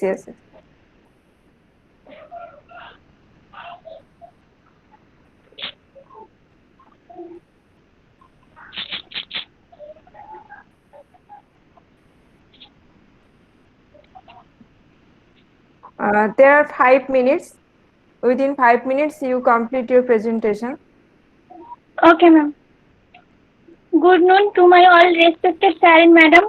Myself Supti Ojha, student of third sem. My topic presented management of low birth weight baby. First, I discuss what is low birth weight baby. Low birth weight is a term used to describe babies who are born weighing less than 2500 grams regardless of gestational age. Next slide. Types of low birth weight baby. A low birth weight baby will fall into one of three categories: low birth weight baby, very low birth weight baby, and extremely low birth weight baby. Low birth weight baby: any neonate weighing less than 2500 grams at birth irrespective of gestational age. Second, very low birth weight baby: any neonate weighing less than 1500 grams at birth irrespective of gestational age. Third, extremely low birth weight baby: any neonate weighing less than 1000 grams at birth irrespective of gestational age, when measured preferably within 1 hour of life. Next slide. Causes of low birth weight baby. Causes are two types: medical causes and social causes. Medical causes are three types: maternal causes, placental causes, and fetal causes. Maternal causes. All high risk mothers except diabetes. Second, placental causes. Placenta previa, congenital defects of placenta, etc. Third, fetal causes. Multiple gestation and intrauterine infection, etc. Second, social causes. Poverty, illiteracy, ignorance, poor standard of living, lack of knowledge on family planning, early marriage, smoking, etc. And other causes of low birth weight babies. Another cause of low birth weight is a condition called intrauterine growth restriction. Next slide. Which babies are at risk low birth weight? In addition to premature birth and IUGR, things that affect the pregnant woman can increase the risk of having a low birth weight baby. They include infection during pregnancy, not gaining enough weight during pregnancy, previous pregnancy with a low birth weight baby, smoking and alcohol or drug use, age less than 17 or more than 35 years, and obviously African and American background. Next slide. Symptoms of low birth weight baby. Low oxygen levels at birth, trouble staying warm, trouble feeding and gaining weight, infection, digestive problems, sudden infant death syndromes, and immature organ system, weak reflux, small gastric capacity, and increased energy requirement and decreased activity of enzymes, lactase, lipase, decreased bile acid pool. Next slide. Prevention of low birth weight baby. First, direct intervention measures. Second, indirect intervention measures. Direct intervention measures. Prevention of malnutrition by nutritional education and supplementation under ICDS. Prevention of anemia by distribution of IFA tablets. Control of infection by early diagnosis and prompt treatment. Avoid strength exercise, smoking and alcohol among pregnant mothers. Next, indirect intervention measures. These are mainly family welfare service such as deciding age at marriage, deciding age at first child, and birth spacing, deciding number of child, improvement of availability of health service to women. Next slide. Recommended dietary allowances in preterm, VLBW, infants and the estimated intakes with fortified and unfortified human beings. Only expressed breast milk. Energy 117 kilocalorie, protein 2.46 gram, carbohydrate 11.6 gram, fat 6.8 gram, and other nutrients are calcium, phosphorus, vitamin A, D, E, vitamin B1, vitamin B2, vitamin B6, folic acid, zinc are needs to the pregnant mother. Next slide. Conclusion. Low birth weight is an important problem.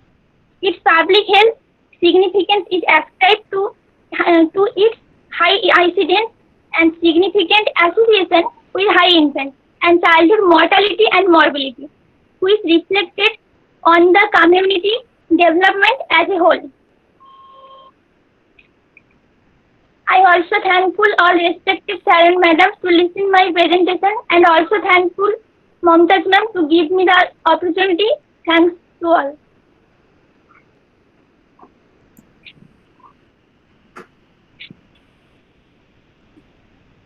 Thank you, Supti.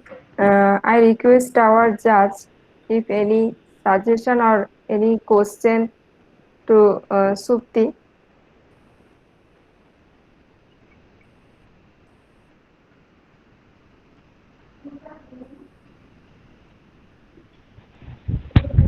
Hello, am I audible? Sir. Hello. Yes, sir. Yes. Yes, sir. Yes, sir. You are audible, sir. It's a nice presentation, Shruti. Thanks, sir. Okay, but it will be. It needs to better for the presentation to the audience. Like the reference you have quoted in the presentation, it needs to be clarified because the reference is the essential part of your data. And other thing, I think, is better represented. Okay, thank you.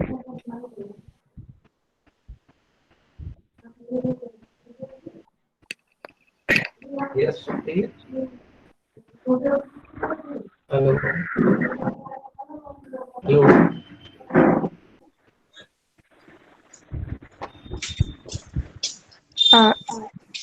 Yes, sir. You're audible, sir. Samiran, Yeah. sir, you're audible. Yes.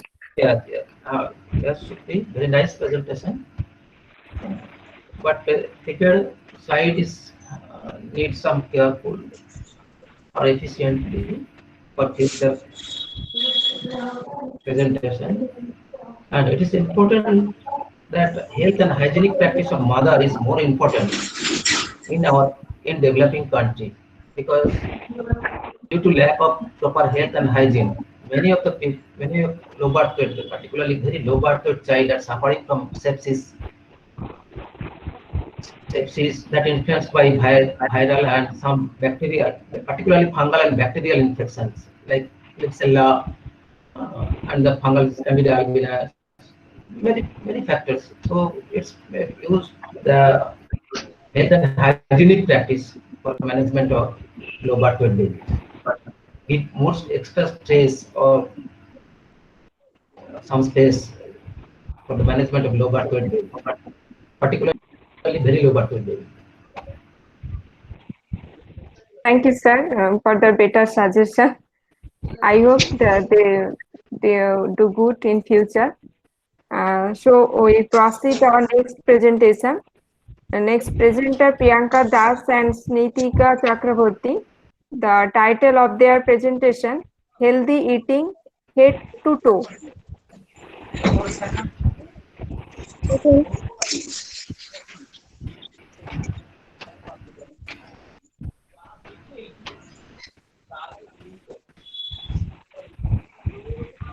Please start. I request. Okay.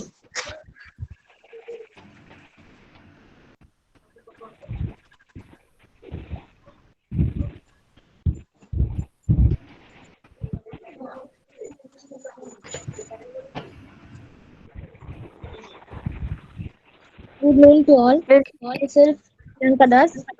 And, today I am presenting about healthy eating from head to toe. First, I want to introduce what is healthy eating. Eating a healthy, balanced diet is good for your health. By eating the right food, you can reduce your risk for developing serious health conditions like heart disease, stroke, and diabetes. Healthy eating is also good for your immune system. It gives you energy and can help you stay healthy, lose weight if you need to. The next slide, we discuss about the importance of healthy eating for eyes. Healthy diet is keeping your eyes healthy and may help reduce the risk for developing eye condition. Serious eye conditions may be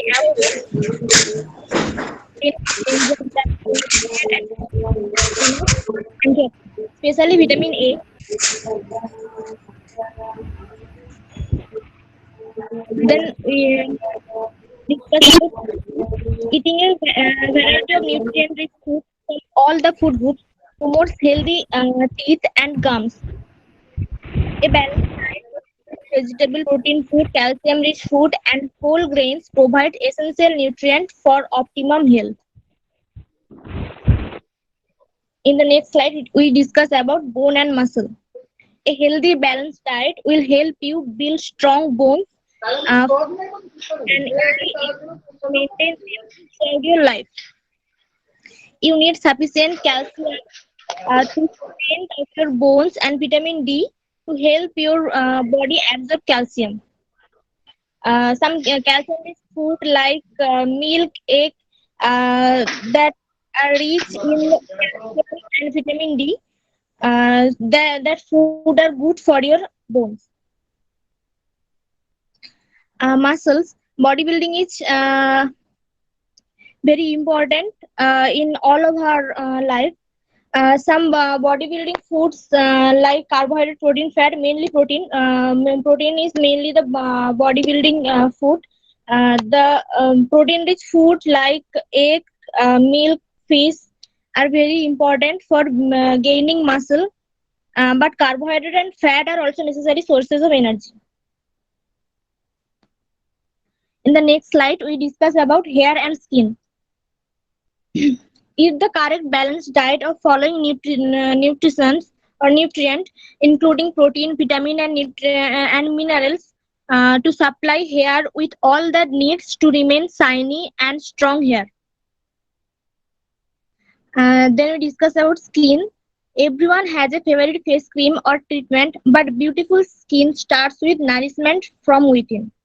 Older cells are constantly set and replaced by younger ones, and steady supply for a key nutrient is essential to support this rapid growth. Then we discuss about heart. Heart is very vital part. A healthy diet and lifestyle are your best weapons for fight for the cardiovascular system. We should consume vegetable and fruits that are good source of vitamin and minerals.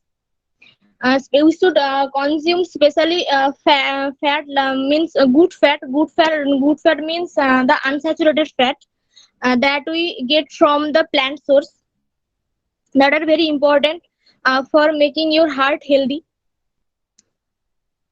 And then we discuss about brain. The food you eat play a role in keeping your brain healthy, can improve specific mental tasks such as memory and concentration. The brain also requires certain nutrients to stay healthy. Omega-3 fatty acid, for example, help build and appear brain cells, and antioxidants reduce cellular stress and inflammation. In the next slide, we talk about healthy eating for digestive system. Many people eating too much processed food and sugar, and not enough fiber, fruit and vegetable. Poor eating habits such as eating too quickly or skipping meals may also be part of the problem. We should mainly consume the fibers, because fibers helps in the growth of beneficial bacteria in digestive tract, that helps in food digestion. So it is very important, and we should consume all the food like carbohydrate, protein, fat, vitamin, minerals for our good digestive system. Brain, eyes, teeth, skin, bones, heart, lungs, gallbladder, liver, kidney, stomach, pancreas, muscles, etc. Are very important in healthy eating. Because healthy eating is very important for keep our organs healthy. Healthy food refers to the food contains the right amount of nutrient to keep our body fit. It concluded that healthy food is required in our body as well as from head to toe. Thank you to all for your attention, and thank you to all sir and madams, especially Mamta's ma'am, for giving me this opportunity. Thank you. Thank you, Priyanka. I request our judges, please give any suggestion or ask any question to the participants.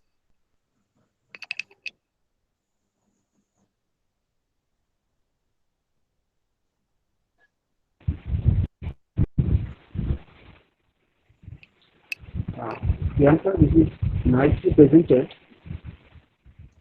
and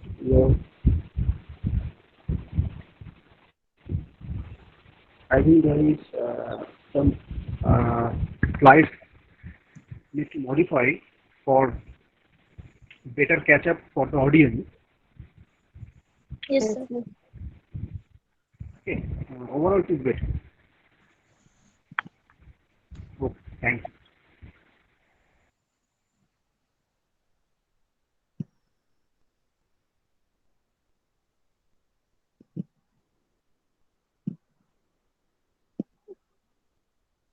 Thank you, Surajit sir. If any suggestion from Samiran sir?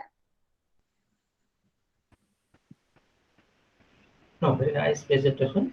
I took no comments particularly, but slides, the font of the writing is very small, but I'm not visible. It is not visible by me. Yes, So it's my request. It's my request to all, when preparing slide, please give some attention that particularly font size also. Okay. Very nice, very nice. That's good. Thank you. Okay, sir.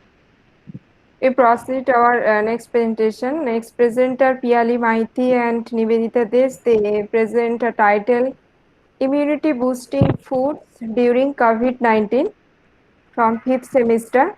I request Piali, please start your presentation. Yes, ma'am.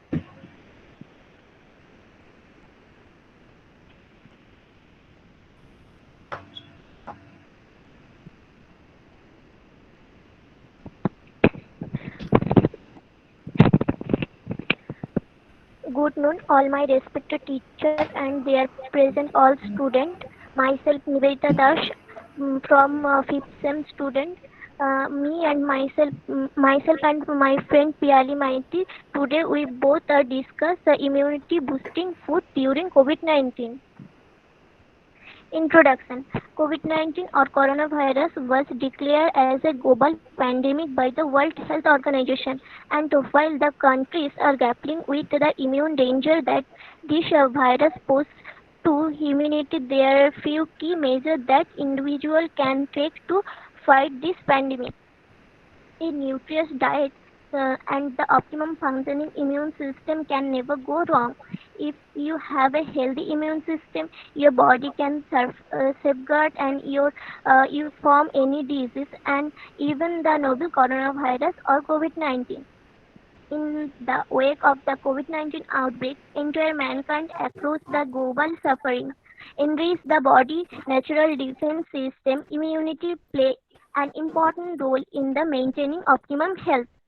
We all know that prevention is better than cure. While there is no medicine for COVID-19 as of now, it will be good to take a prevent measure which boost our immunity in this time. So we have selected top 10 immunity boosting food like citrus food, broccoli, ginger, garlic, spinach, yogurt, almond, turmeric, green tea, and papaya. Immune boosting food, citrus food and broccoli. First of all, citrus food. Citrus food like lemon, orange, lime, grapefruit, among other packed with vitamin C, and that help boosting the production of white blood cell in the body. White blood cell as essential for fighting the disease and infectious disease, as the vitamin C might help you recover from a cold quicker. It's effective against the new coronavirus. Next, broccoli. Broccoli sprouted contain extremely high level of sulforaphane antioxidant, which can fight the common infectious detoxified environment chemical combat autoimmune disease. Sulforaphane has been the found to influence that epigenetic layer of the certain part of DNA, which increase the T cell and that influence a number of diseases fighting the functioning. Next, garlic. Garlic is found in almost every cuisine in the world. Garlic has been used to prevent the treat the various disease. Garlic containing compounds such as allicin that have the antiviral, antibacterial, and antifungal properties that can help the immunity boost um, in our body. Ginger. Ginger is the great way to boost your body's immune response and is commonly used to increase gut health and prevent common cold, reduce inflammation. Ginger is antibacterial, so it helps support the immune system and it can help to prevent nausea and smooth upset stomach. Immunity boosting food spinach and yogurt. Spinach made our list not just because it's rich in vitamin C, it's also packed with numerous antioxidant beta carotene, which may both increase the infection fighting ability of our immune system. Yogurt can also be a great source of vitamin D. So try to select brand fortified vitamin D helps regulate the immune system and it's through the boost our body neutral defense against disease. Immune boosting food, almond and turmeric. Almond. Almonds are high in vitamin E that are as an antioxidant for body and helps immune system function. Almonds also contain iron and protein that are essential for your immune system. It comes to preventing and fighting of colds. Turmeric. Curcumin is the most abundant and active polyphenol in turmeric and is responsible for the beautiful bright color. It has antioxidant, anti-inflammatory, antibacterial, and wound healing effects. Curcumin present in turmeric not only acts like an antioxidant, it also boosts the body's neutral antioxidant capacity. Next, immune boosting food, green tea and papaya. Papaya, enriched with nutrients, papaya is a lot more than a fiber-rich food, packed with iron, folate, vitamin B6, calcium, magnesium, vitamin A, C, B5, calcium, potassium. Papaya is rich in antioxidant, anti-inflammatory properties. The fruit is an excellent immune booster. Next, green tea. Polyphenols, potent plant antioxidant are what's believed to give green tea its immune boosting effects. Polyphenols called catechin may kill influenza virus. Green tea is also a good source of amino acid. L-theanine may aid in the production of gram-fighting compounds in T cell. Next, I discuss about conclusion. People with low immunity system are more prone for this world pandemic named as COVID-19. To help or boost the immunity, the plant-based food play a vital role by promoting beneficial bacteria in the body. Various vitamins like C, D, E are investigated to provide important aspect of improving immunity. A very crucial micronutrient is used in DNA synthesis and cell prophylaxis, which regulate an innate adaptive immune person. Vitamin D improves cellular resistance potential by the rising the cytokine stroma that the innate immune system cause. So at last we can say that green foods are vital against novel coronavirus by improving the immunity of all age group.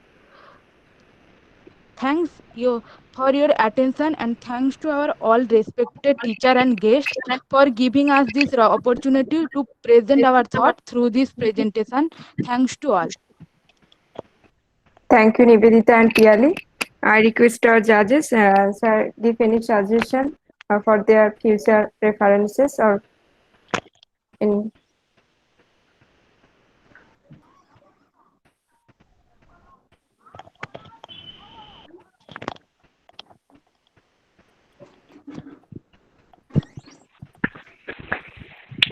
Nivedita and Piyali, Yes,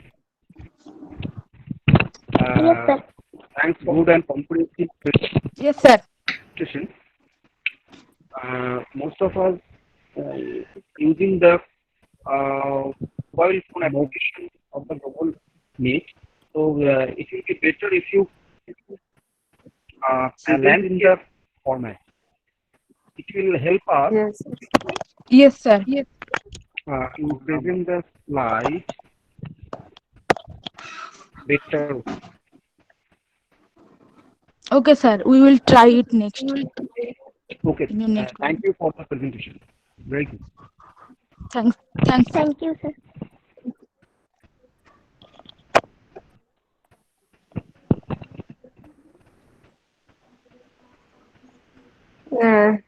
Surajit sir, any suggestion? Yeah. Only one, no suggestion, but it's a very good presentation. Thanks, sir. Very nice presentation. One thing that during pregnancy, papaya is the reliable food. So one question I just want to know. They already believe that there is a restriction that papaya may be the cause of the termination of pregnancy, something like this. So I found during my field work in Lodha, in Purulia, that they believe that papaya is not given to the pregnant woman during particularly pregnancy and late pregnancy also. However, after delivery, it is maybe accepted. So I don't know what is the cause. Actually, their their beliefs, cultivate their belief, because culturally we accept all things, beliefs and their customs. So it's a very confusing answer for me also at that time. In 2019, one conducted a field work in Ajanta Hills during uh, January and February. So any ideas? I think, do you have any idea?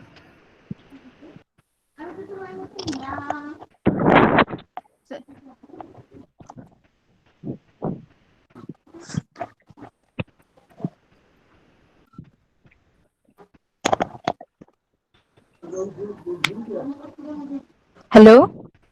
Yes. Sir, Papa is not for pregnant women, it's for the other person, woman, children, adult, older person. Though those are low immune system. Woman eat this fruit, but not for pregnant women. Okay. Why there is some chemical, biochemical factors, I think, and there is. Those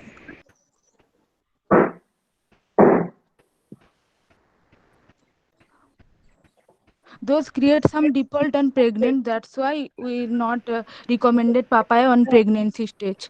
Yes, yes. Okay, good. Thank you. Thanks, sir.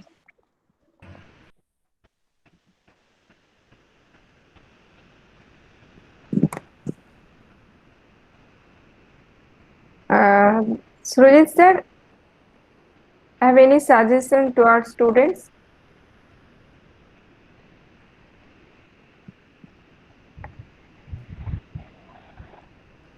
First of all, I want to acknowledge your patient for holding the knob for around more than 2 hours Yes, sir. Yes, sir. to tell the update on the coronavirus in context of the nutrition.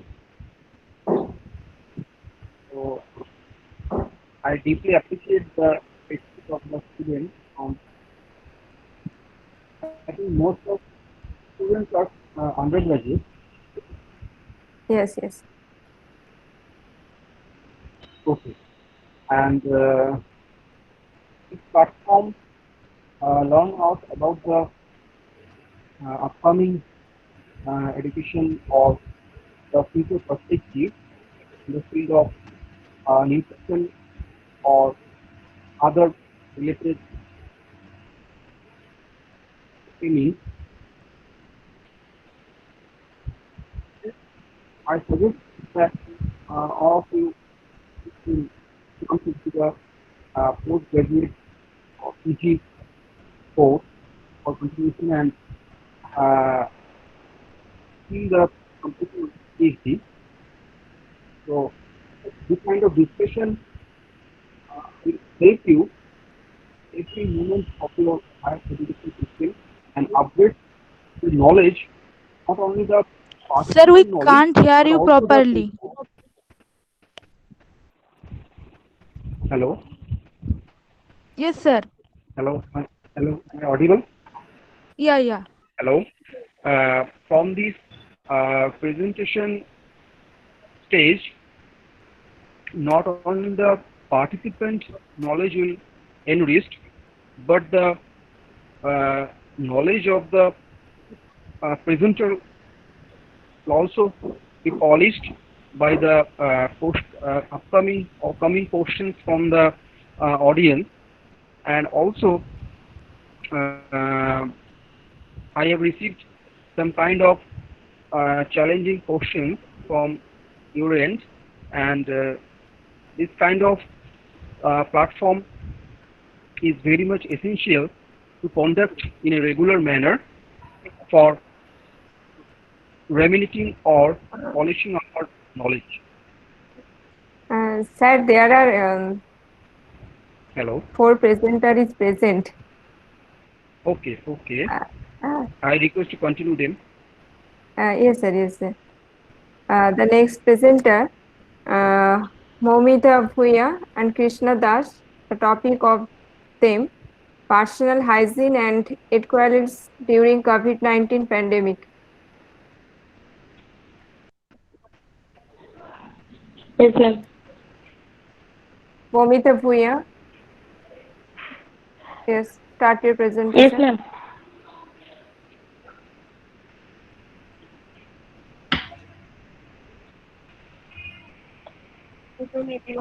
Good noon, everyone. My respected teacher and guests and all of students. Myself, Momita Bhuya from 5th semester. Me and my friend Krishna discuss this slide, personal hygiene and etiquette pandemic.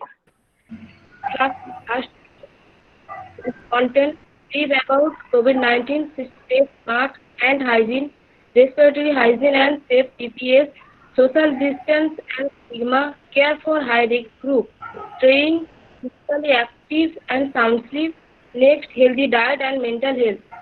Next slide is COVID-19 pandemic. First point, a novel coronavirus is a new strain of coronavirus. COVID-19 O stands for corona, VI for virus, and D for disease.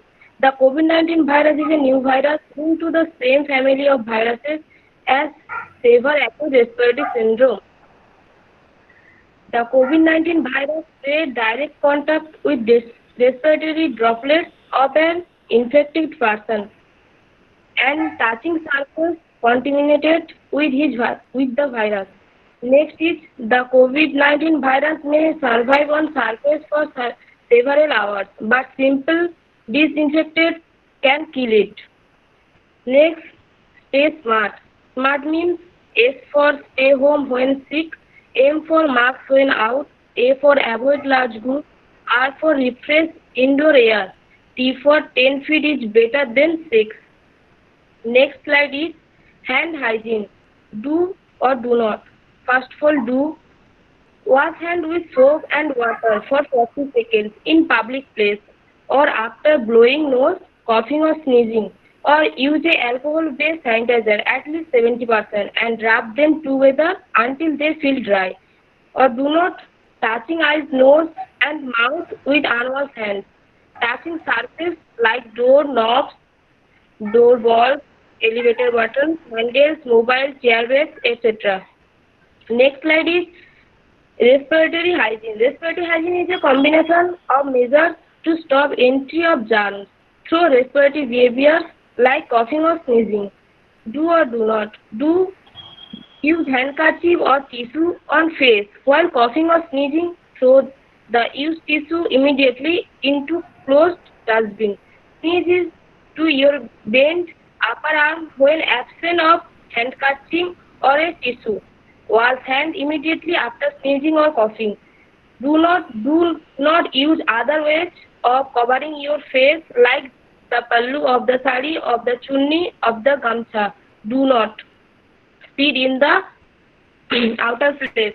Next slide is social distance and stigma.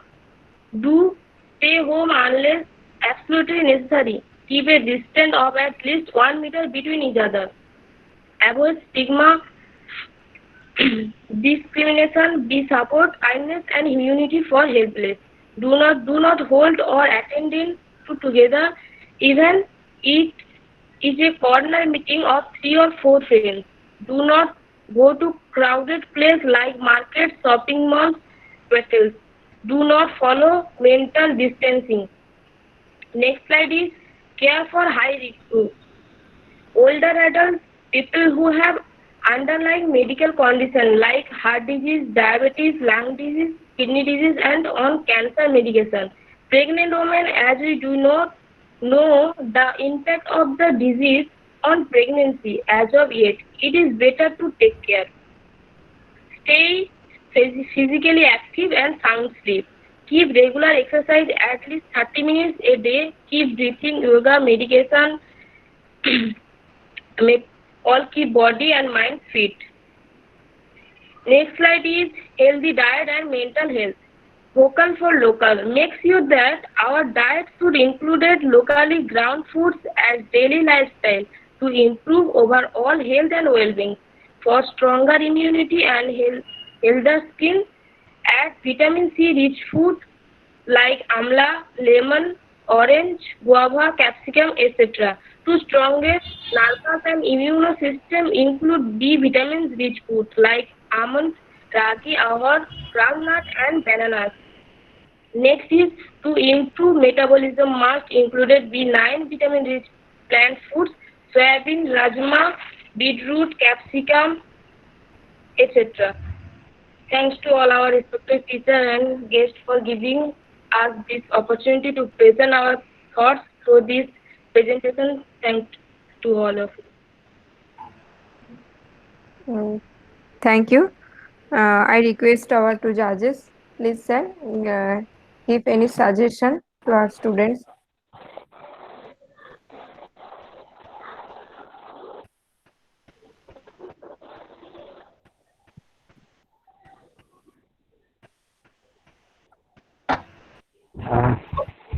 Yes, sir. Yeah.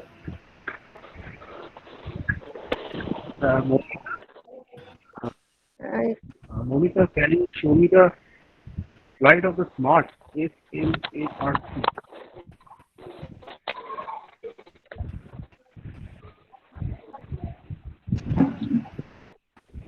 Hello, am I audible? Yes, sir. Yes, sir.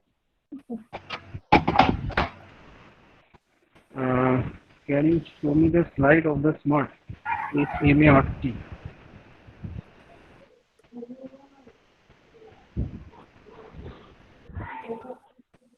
Umita, please show your slide. Yes, ma'am.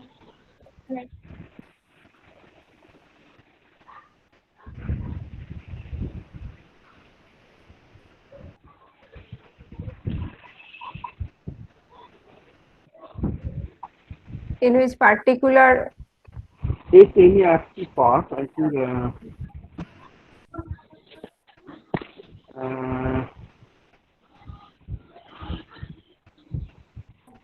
this, yes, this one. I want to know that the do you have any concept refresh indoor air? What is meant by that?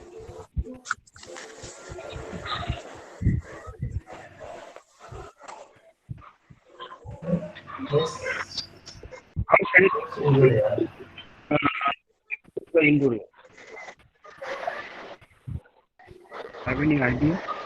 Large group must home benefit is Yeah, I am not. dependencies. Yes, true.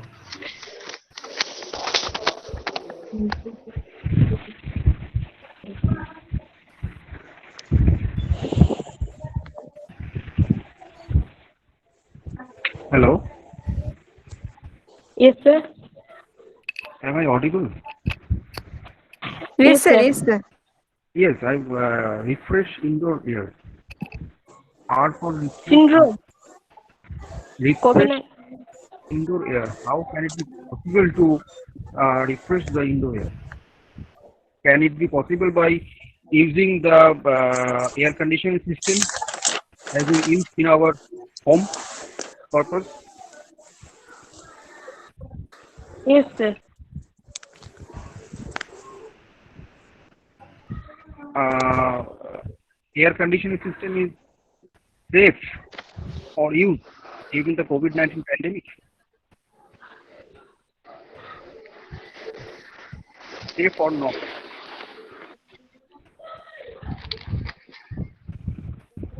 Momita?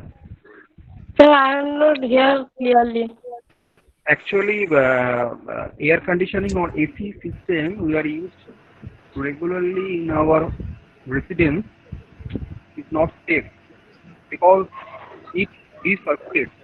The instrument or apparatus recirculates the indoor air. Not purified air. And this is the congested or closed room where operating the air conditioning. It is not recommended to use AC during this pandemic situation. Better to open the windows or better air circulation, not recirculate the air, but circulate the air. Other thing is that um, we have written that 10 feet distance. Do you think that is it possible the country like India maintain 10 feet distance? Yes. Yes, sir. From where do you get this data? 10 feet distance. Can you explain?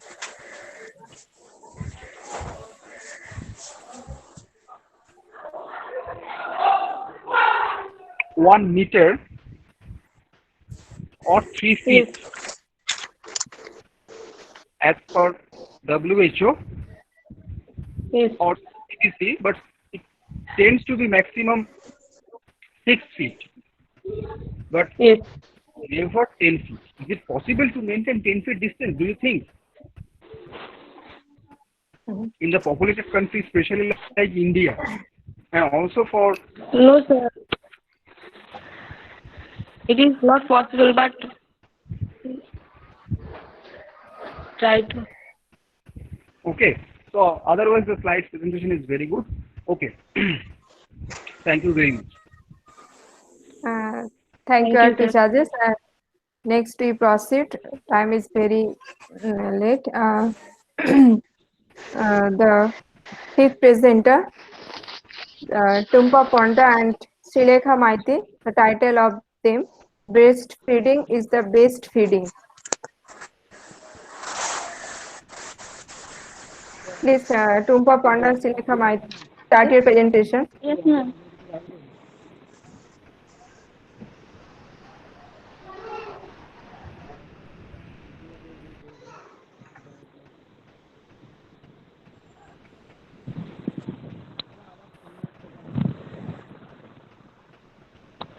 Good noon to all my respected teachers. Myself, Tumpa Bonda. Today, me and my friend Silekha Maiti present breastfeeding is the best feeding. First of all, introduction. Breastfeeding, also known as nursing, is the feeding of babies and young children with milk and from a woman's breast. Breastfeeding is one of the most effective ways to ensure child health and survival. Breast milk is nature perfect baby food. Breast milk or mother milk is milk produced by mammary gland located in the breast of a human female to feed a young child. Breast milk is the primary source of nutrition for newborns before they are able to eat and digest other foods. Older infants and toddlers may continue to be breastfed, but solid food should be introduced in combination starting from 6 months of age. Breast milk is a liquid source of food made by a mother breast, a woman body created in response to pregnancy and suckling of a baby at the breast. But women who have not been pregnant can also breastfeed with the help of hormone medication and stimulation such as pumping. Next slide is types of breast milk. There are 4 types of breast milk and each of them come in different colors. The 3 types of breast milk are as follows: colostrum, transitional milk, mature breast milk. Mature breast milk is 2 types: foremilk and hind milk. Foremilk is high protein, low fat, and hind milk is high fat and low protein. Next slide is nutritional value of breast milk. Breast milk contains several nutritional values like energy 65 kcal, protein 1.1 gram, fat 3.5 gram, carbohydrate 7.5 gram, calcium 28 mg, carotene 41 kg, vitamin C 3 mg. Next slide is The benefits of breastfeeding. We know that breastfeeding has several benefits like nutritional benefits, immunological benefits, psychological benefits, physiological benefits, and economical benefits. The nutritional benefits. The composition of human milk is best suited to the infant and provide nutrient in easily digestible and available. Carbohydrate, energy, protein, lipid, and vitamins are present in human milk. Lactose is present in high level in human milk and absorption in magnesium and calcium. 1 gram, 1.1 gram protein is contained in human milk. Lactoalbumin, lactoferrin are present in human milk. Protein helps growth and development to the child. Unsaturated fat and essential fatty acids are also present in human milk. Breast milk contains more vitamin A, C, and E. Next, immunological benefits. Lysozyme, lactobacillus bifidus factor, lactoferrin, and immunoglobulin A, G, and M are present in human milk. It plays a major role in defending infant against various bacteria, virus, and pathogen and very harmful food component. Next, psychological benefits. Breastfeeding creates strong bonding with infant. Next, physiological benefits. It reduces postpartum bleeding and delay the menstrual cycle when the mother feeds the infant and uterus come back the normal size. Decrease the risk of type 2 diabetes. Next, economical benefits. Breastfeeding is associated with reduced need for hospitalization and improved child survival, save money and energy. Next slide is advantages of breastfeeding. Advantages to the baby. It supply all the necessary nutrient in the proper proportion. It protect against allergy, skinness and obesity, diabetes and cancer. Breastfeeding babies score high on IQ test.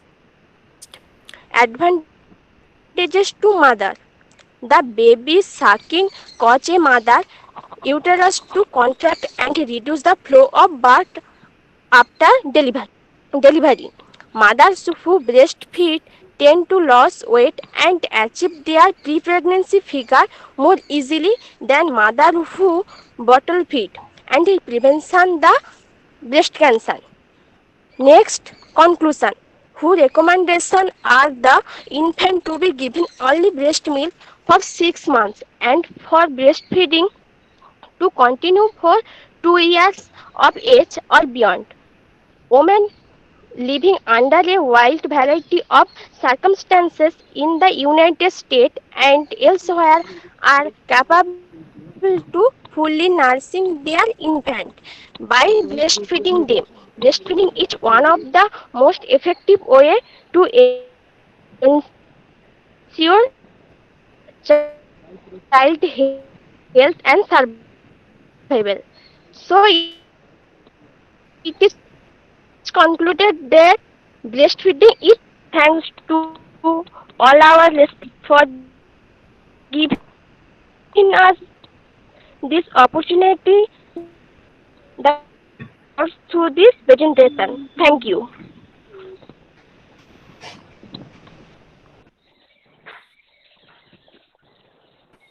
Any question from our participants?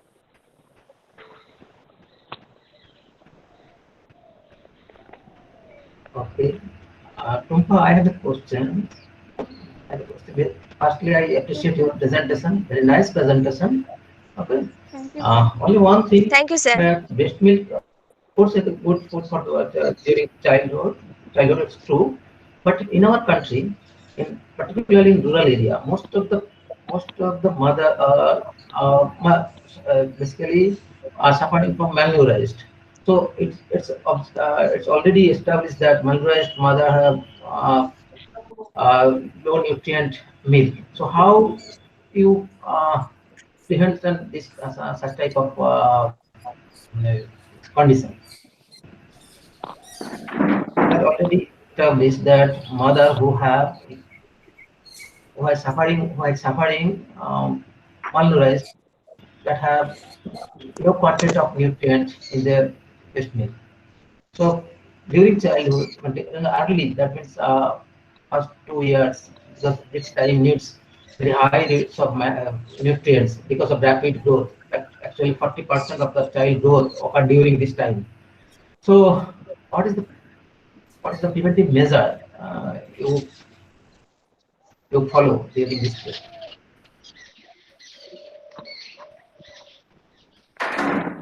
We can suggest that to eat healthy and nutritious food to provide breast milk for their child.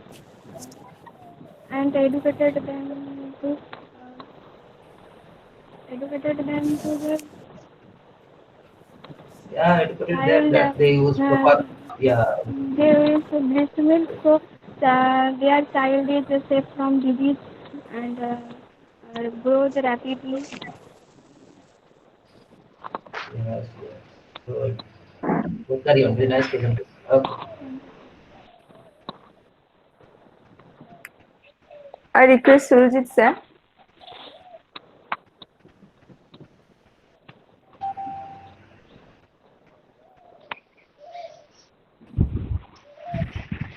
Tumpa, the title is very much catchy. Breastfeed is the best meal. Is there any alternative uh, of the breast milk? The country like us, there are several mothers who are unable to provide their child uh, breast milk. Is there any alternative of No, no, sir. Breast milk is now? one of the most nutrient source for babies. They Tumpa, your voice is very much low. Or my network, maybe my network connection. Oh, No, he's not yes, audible because of I think connection error. I think. Tumpa. sir, I cannot hear you. Hello. Yes, sir. Okay. My interest is to know about any way to customize because we are living in a era of the customer. Customize everything. Difficult to customize the field of others. There is an essential component in the breast milk which resist or restrict the customization of the breast milk. Especially, I think you have mentioned in your presentation that the provide one of the important constituents of breast milk, that is natural milk. But there are formula milk available in the market. The difference is that the existence or availability of these probiotics like many bacteria, lactobacillus rhamnosus, LGG strain have been used in the artificially in the uh, formula milk available in the market. But the sustainability or uh, vividity of these microorganisms in the formula milk is questionable. The better source is the naturally expressed milk from a mother for establishment of the gut microbiota, which provides us protection from several non-communicable diseases. So this is one of the limitations for customization breast milk. Tumpa, I think you have nicely presented. Best is for the future. Okay. Thank you, sir. Thank you, sir, for the kind information to our participants. Now we proceed to next presenter, Amit Jana. The title of this presenter is Potential Use of Turmeric During COVID-19 Pandemic Situation.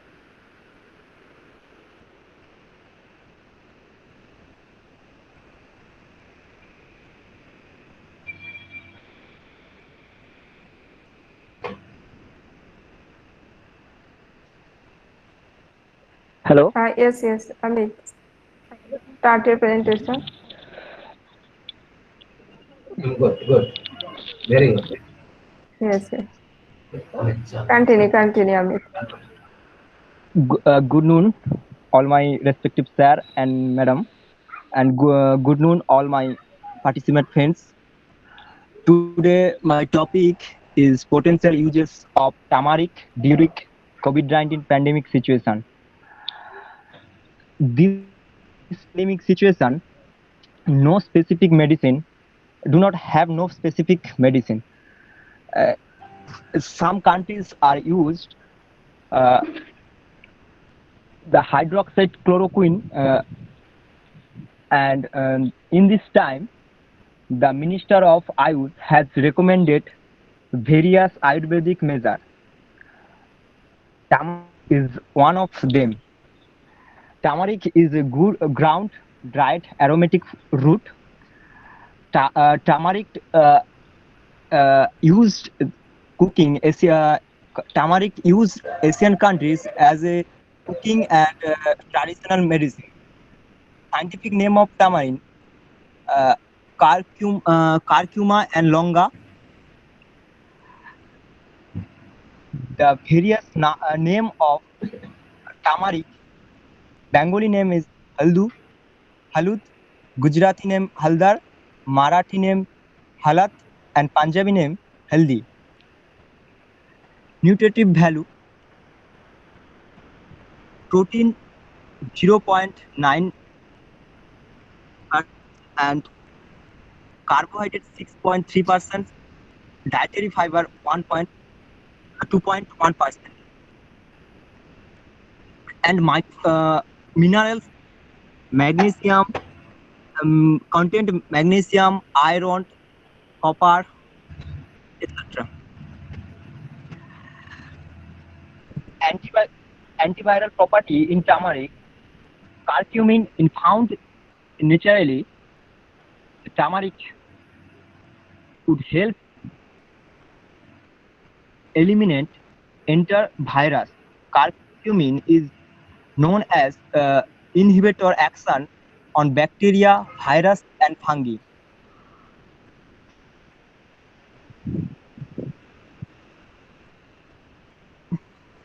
Health benefit: curcumin is the immunity booster, cancer killer cell, and arthritis relief, reduce the cholesterol level, prevent the Alzheimer disease, improve the digestion. Immunity booster: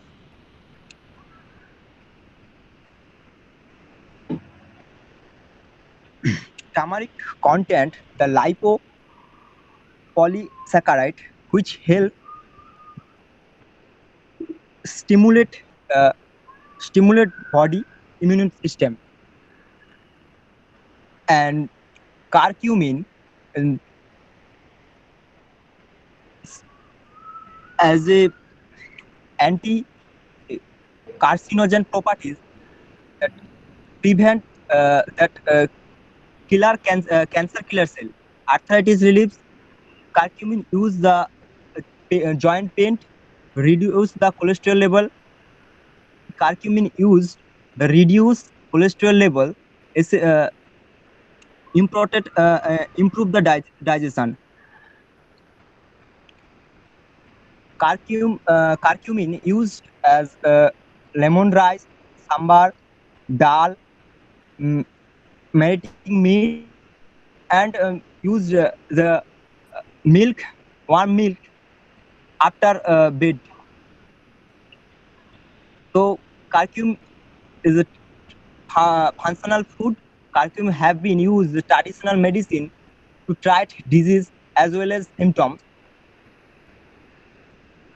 Thank you, sir. Thank you, Amit. I request our two judges, if any suggestion or question from Amit, you can ask. I have a question, but a very good presentation. But there is some technical problem. I think Yes, I'm not yes. sure properly. Yes, I think. Okay, very good. Thank you, Sujit, sir.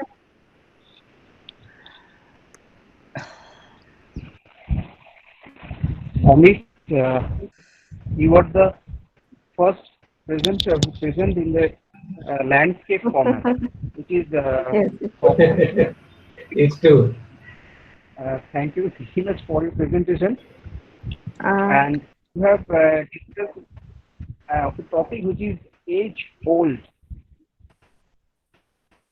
permanent component of the Indian kitchen. And there are many more studies shows that the devastating nature of coronavirus, from the infection rate, or better to say that the transmission rate, is much more under control in the India due to the use of these Ayurvedic or plant-based source antioxidant products. But in the Western diet, like the America, they have reduced habit of this kind of. They have suffered much more than us. The data shows the WHO. This is a kind of components in our cooking to reduce not only the COVID-19, but also there are many dangerous pathogens, much more dangerous. There are various bacteria or serious infectious diseases. So, thank you for your presentation, Amit. Thank you, sir. Thank you, sir. The last presenter, Saurabh Das, the topic of this presenter, effect of fast food on health. Saurabh, please start your presentation. Yes, ma'am. Yes, start your presentation. All respected teachers, all friends, my here I present on effect of fast food on health. Introduction. Fast food Sorry, Saurabh, your screen is not visible. Present your screen.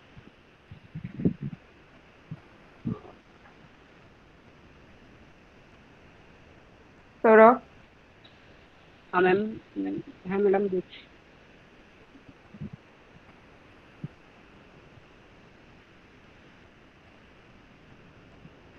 ma'am, visible? Yes. I'm visible? Yes, continue.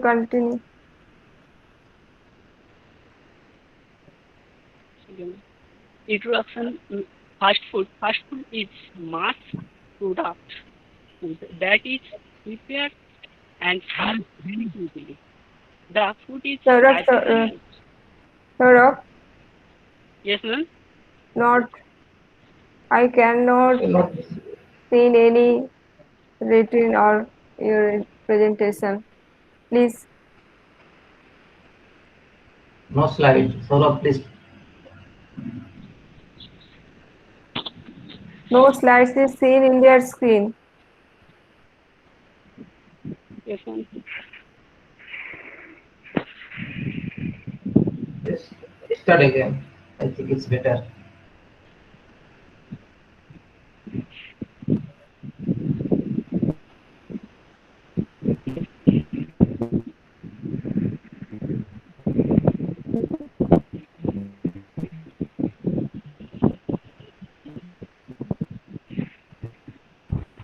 I think there is any problem, Saurabh? It's coming. Yes. Okay. Fast food is must product food of food that is prepared quickly. The food is typically less nutritively valuable component to other food and feed, which is first popularized in 1950s in United States. According to NIH, fast food is the fast food are quick alternatives to home cooked meals. Characteristics of fast food: ready to serve, to eat fast, require less time to prepare. These are high in calories, saturated fat, sugar, and salt, like sodium. Fast food are very low in calcium, iron, and also other vitamin and minerals also. Different type of fast food: street food and junk food. Street food. Street food is the tasty, ready to eat food or drink. So sold on street, in market, park, and other public places, and sold by hawkers and or vendors. Junk food is informal term applied to some foods that are preserved to have little or no nutrient value, containing empty calories, or to produce with nutritional ingredients considered unhealthy when regularly eaten, or to this considered unhealthy to consume at all. What is health? Health, according to World Health Organization, health is the state of complete physical, mental, and social well-being, to not merely absence of disease and infirmity. Why should healthy food be served? All parents want their children to eat healthy foods play major role to children nutrition, help to growth and development of children. And next, food play a various role in physical changes of all kinds. All kinds. It also helps in mental development of children. Physical. Vital energy is the physical condition, and mental condition meaning proper purpose. Meaning purpose is the mental condition, and social contributes to the community. Healthy versus unhealthy foods. Healthy foods are like fruit, toasted, eggs, yogurt, or grass, pancakes, orange, apple. Or unhealthy foods are like dog nuts, leftover pizza, chips, products, processed foods, high sugar, cereal, soda, coffee. Why people like to eat fast food? They are quick. They are eat. They are ready to get. People like the tasty of the foods. They are inexpensive. People don't like to present food themselves. It is a way of socializing and friend and family. They have many nutrients to offer. They are fun and entertaining. Disadvantage: fast food menu items are high fat. Fast food chains survive quiz to recommended serving for individuals. Fast food menu items are in high sugar. Fast food items contain food additional additives and preservatives. Fast food menu items are high in sodium. Extra nutrition by eating fast food. When the body satisfied with all nutrient content, the extra nutrition will be saved in muscular and liver. Also, it will go through vessels to heart. What will happen then? Disease such as obesity, heart disease, stroke, many different diseases. Diabetes mellitus. Diabetes mellitus, a metabolism disorder. Many fast food items are high in sugar, some containing more than the recommended. Hello. Hello? Continue. Saurabh. Okay, ma'am. Diabetes mellitus. Diabetes a metabolism disorder. Many fast food items are high in sugar, some containing more than the recommended dietary amount. Eating too much sugar is contribute factor to developing diabetes. Obesity it is caused by eating more calories than the body burns. Fast, fast food gives empty calories that result obesity. Heart disease. Fast food are a rich structure for fat that lower HDL level and increase LDL level and result CVD in elder age.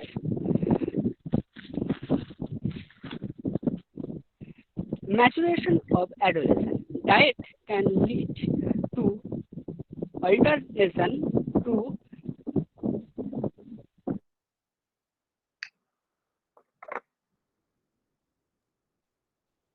Hello, Saurabh. help Continue.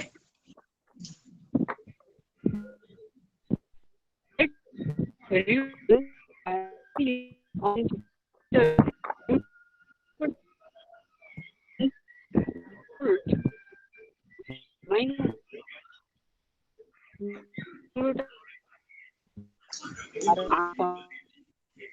and We cannot hear you, Saurabh. we hello. Hello?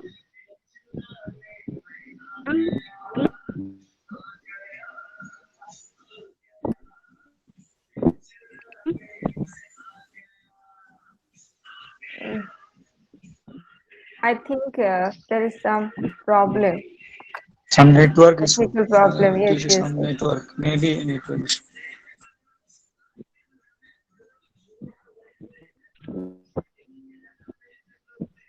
So, can you hear me? हाँ ma'am hello But we are not hear you. Hello ma'am Yes. Continue. The skin shows conclusion stage. Is completed. I think is completed. Conclusion slider. See skin. food में Saurabh. Okay. You will complete. Yes.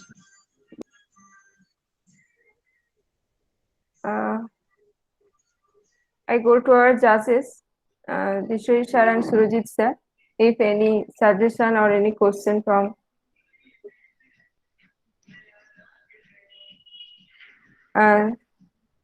Samiran sir, please unmute your microphone.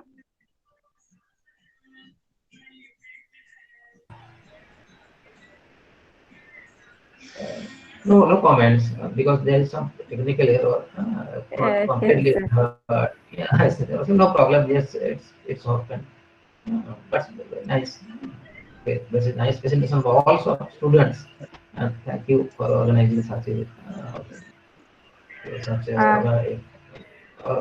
presentation periods. So through the curriculum for presentation, this I think this is a part of fourth sem or fifth sem. I think. It's very good. Yes, sir. Thank Third, you. fifth, and sixth semester Okay, in good. our UG Yeah. department. Okay, good. Okay, good. Thank you. Thank you, sir. Surajit sir, have you any suggestion to Saurabh? I think the participant is Saurabh. I'm unable to hear your presentation properly, maybe due to some technical network error. Yes. You have tried your level best and best of luck for your presentation. And one selected.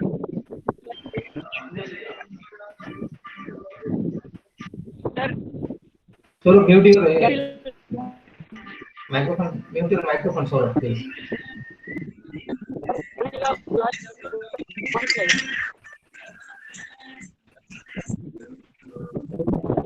Saurabh, mute. Please, Saurabh, mute your microphone. Saurabh, we hear your voice. Saurabh, we cannot. Saurabh, you put off your microphone, Saurabh. Yes. I think we came reach to our end session. There are 6 presenters present their topic. I request our 2 judges. Sir, please declare your result out of 7 presenters. Who will be the first 3? The result from Surajit sir and Samiran sir. This is just encouragement to our students. I request to Professor Bishoy to announce the winning result. Okay. Based on topic and their presentation, first one is Sukti Ojha, also a good presenter. Yeah. And Momita, Bhumik and Krishna also a good presenter. And Priyanka Das. As per my observation and according to my number I given during presentation. So Sukti, Priyanka and Momita and Krishna is a good presenter. Thank And you, sir. Dr. Das also, if you have any idea, so or as per your knowledge or assessment No, process, so you. no, same judgment from my perspective should be Priyanka and Amit. Actually, Amit Yeah. catch my attention because he Amit, presented yes. in a landscape format. Yes, sir. Yes.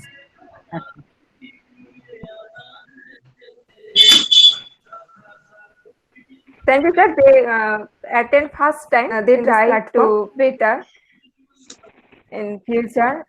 In previous day, they arrange their poster session in our department in such a occasion. So they are in present pandemic condition. Whole institute is closed. So we choose this platform to organize such program or such occasion to continue our tradition in future and present. So we will celebrate this week in future also and continue this tradition. So thank you, Surajit sir and Samiran sir. Expend their valuable time from 10 a.m. to 11 and now 1:20 a.m. till now. So sir, please thank you from on behalf of our organizing member. Expend your valuable time and share your thinking in front of our participants, and I hope this is it will be grateful to our students and our participants, research scholar, teacher. It will be helpful for their future references and further references. So I would like to request our SACT teacher, Somnath Sau, Department of Nutrition, SSB College, for vote of thanks. Please, Somnath.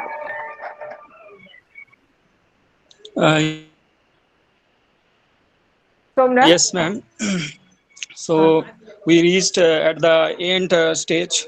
Can you hear? Yes, ma'am. Yes, yes, Hello. yes. Hello. Yes, continue, Somnath. Continue. So yes. So we reached the end stage of our today events. I first pay my great respect and gratitude to our principal sir Dr. Deepak Kumar Tamili sir for for being the catalyst that stimulate us to do these occasions. And next, I I pay my deepest gratitude and respect to our invited chief guest, Dr. Somiron Bisai sir, Purulia Sidhukanu University, and Dr. Surojit Das sir from Vidyasagar University, who spare their time from his busiest schedule to grace the occasion. Today we had an opportunity to hear their thoughts, and this will surely be going to encourage us in our future events. Your thoughts have enlightened our minds and have shown us a new path. My gratitude again, the speaker sir, for gracing the occasion and sharing your opinions today. And next, I especially immensely thankful to to Assistant Professor, our convener Momtaj Madam, for her efforts towards anchoring of today's events. And I extend the thanks to all my colleagues, to all my faculty of our college, my my senior sirs, and also the technical assistant of this entire program. And lastly, or finally, last but not least, a big thanks to all of our participants of today events who attend this annual National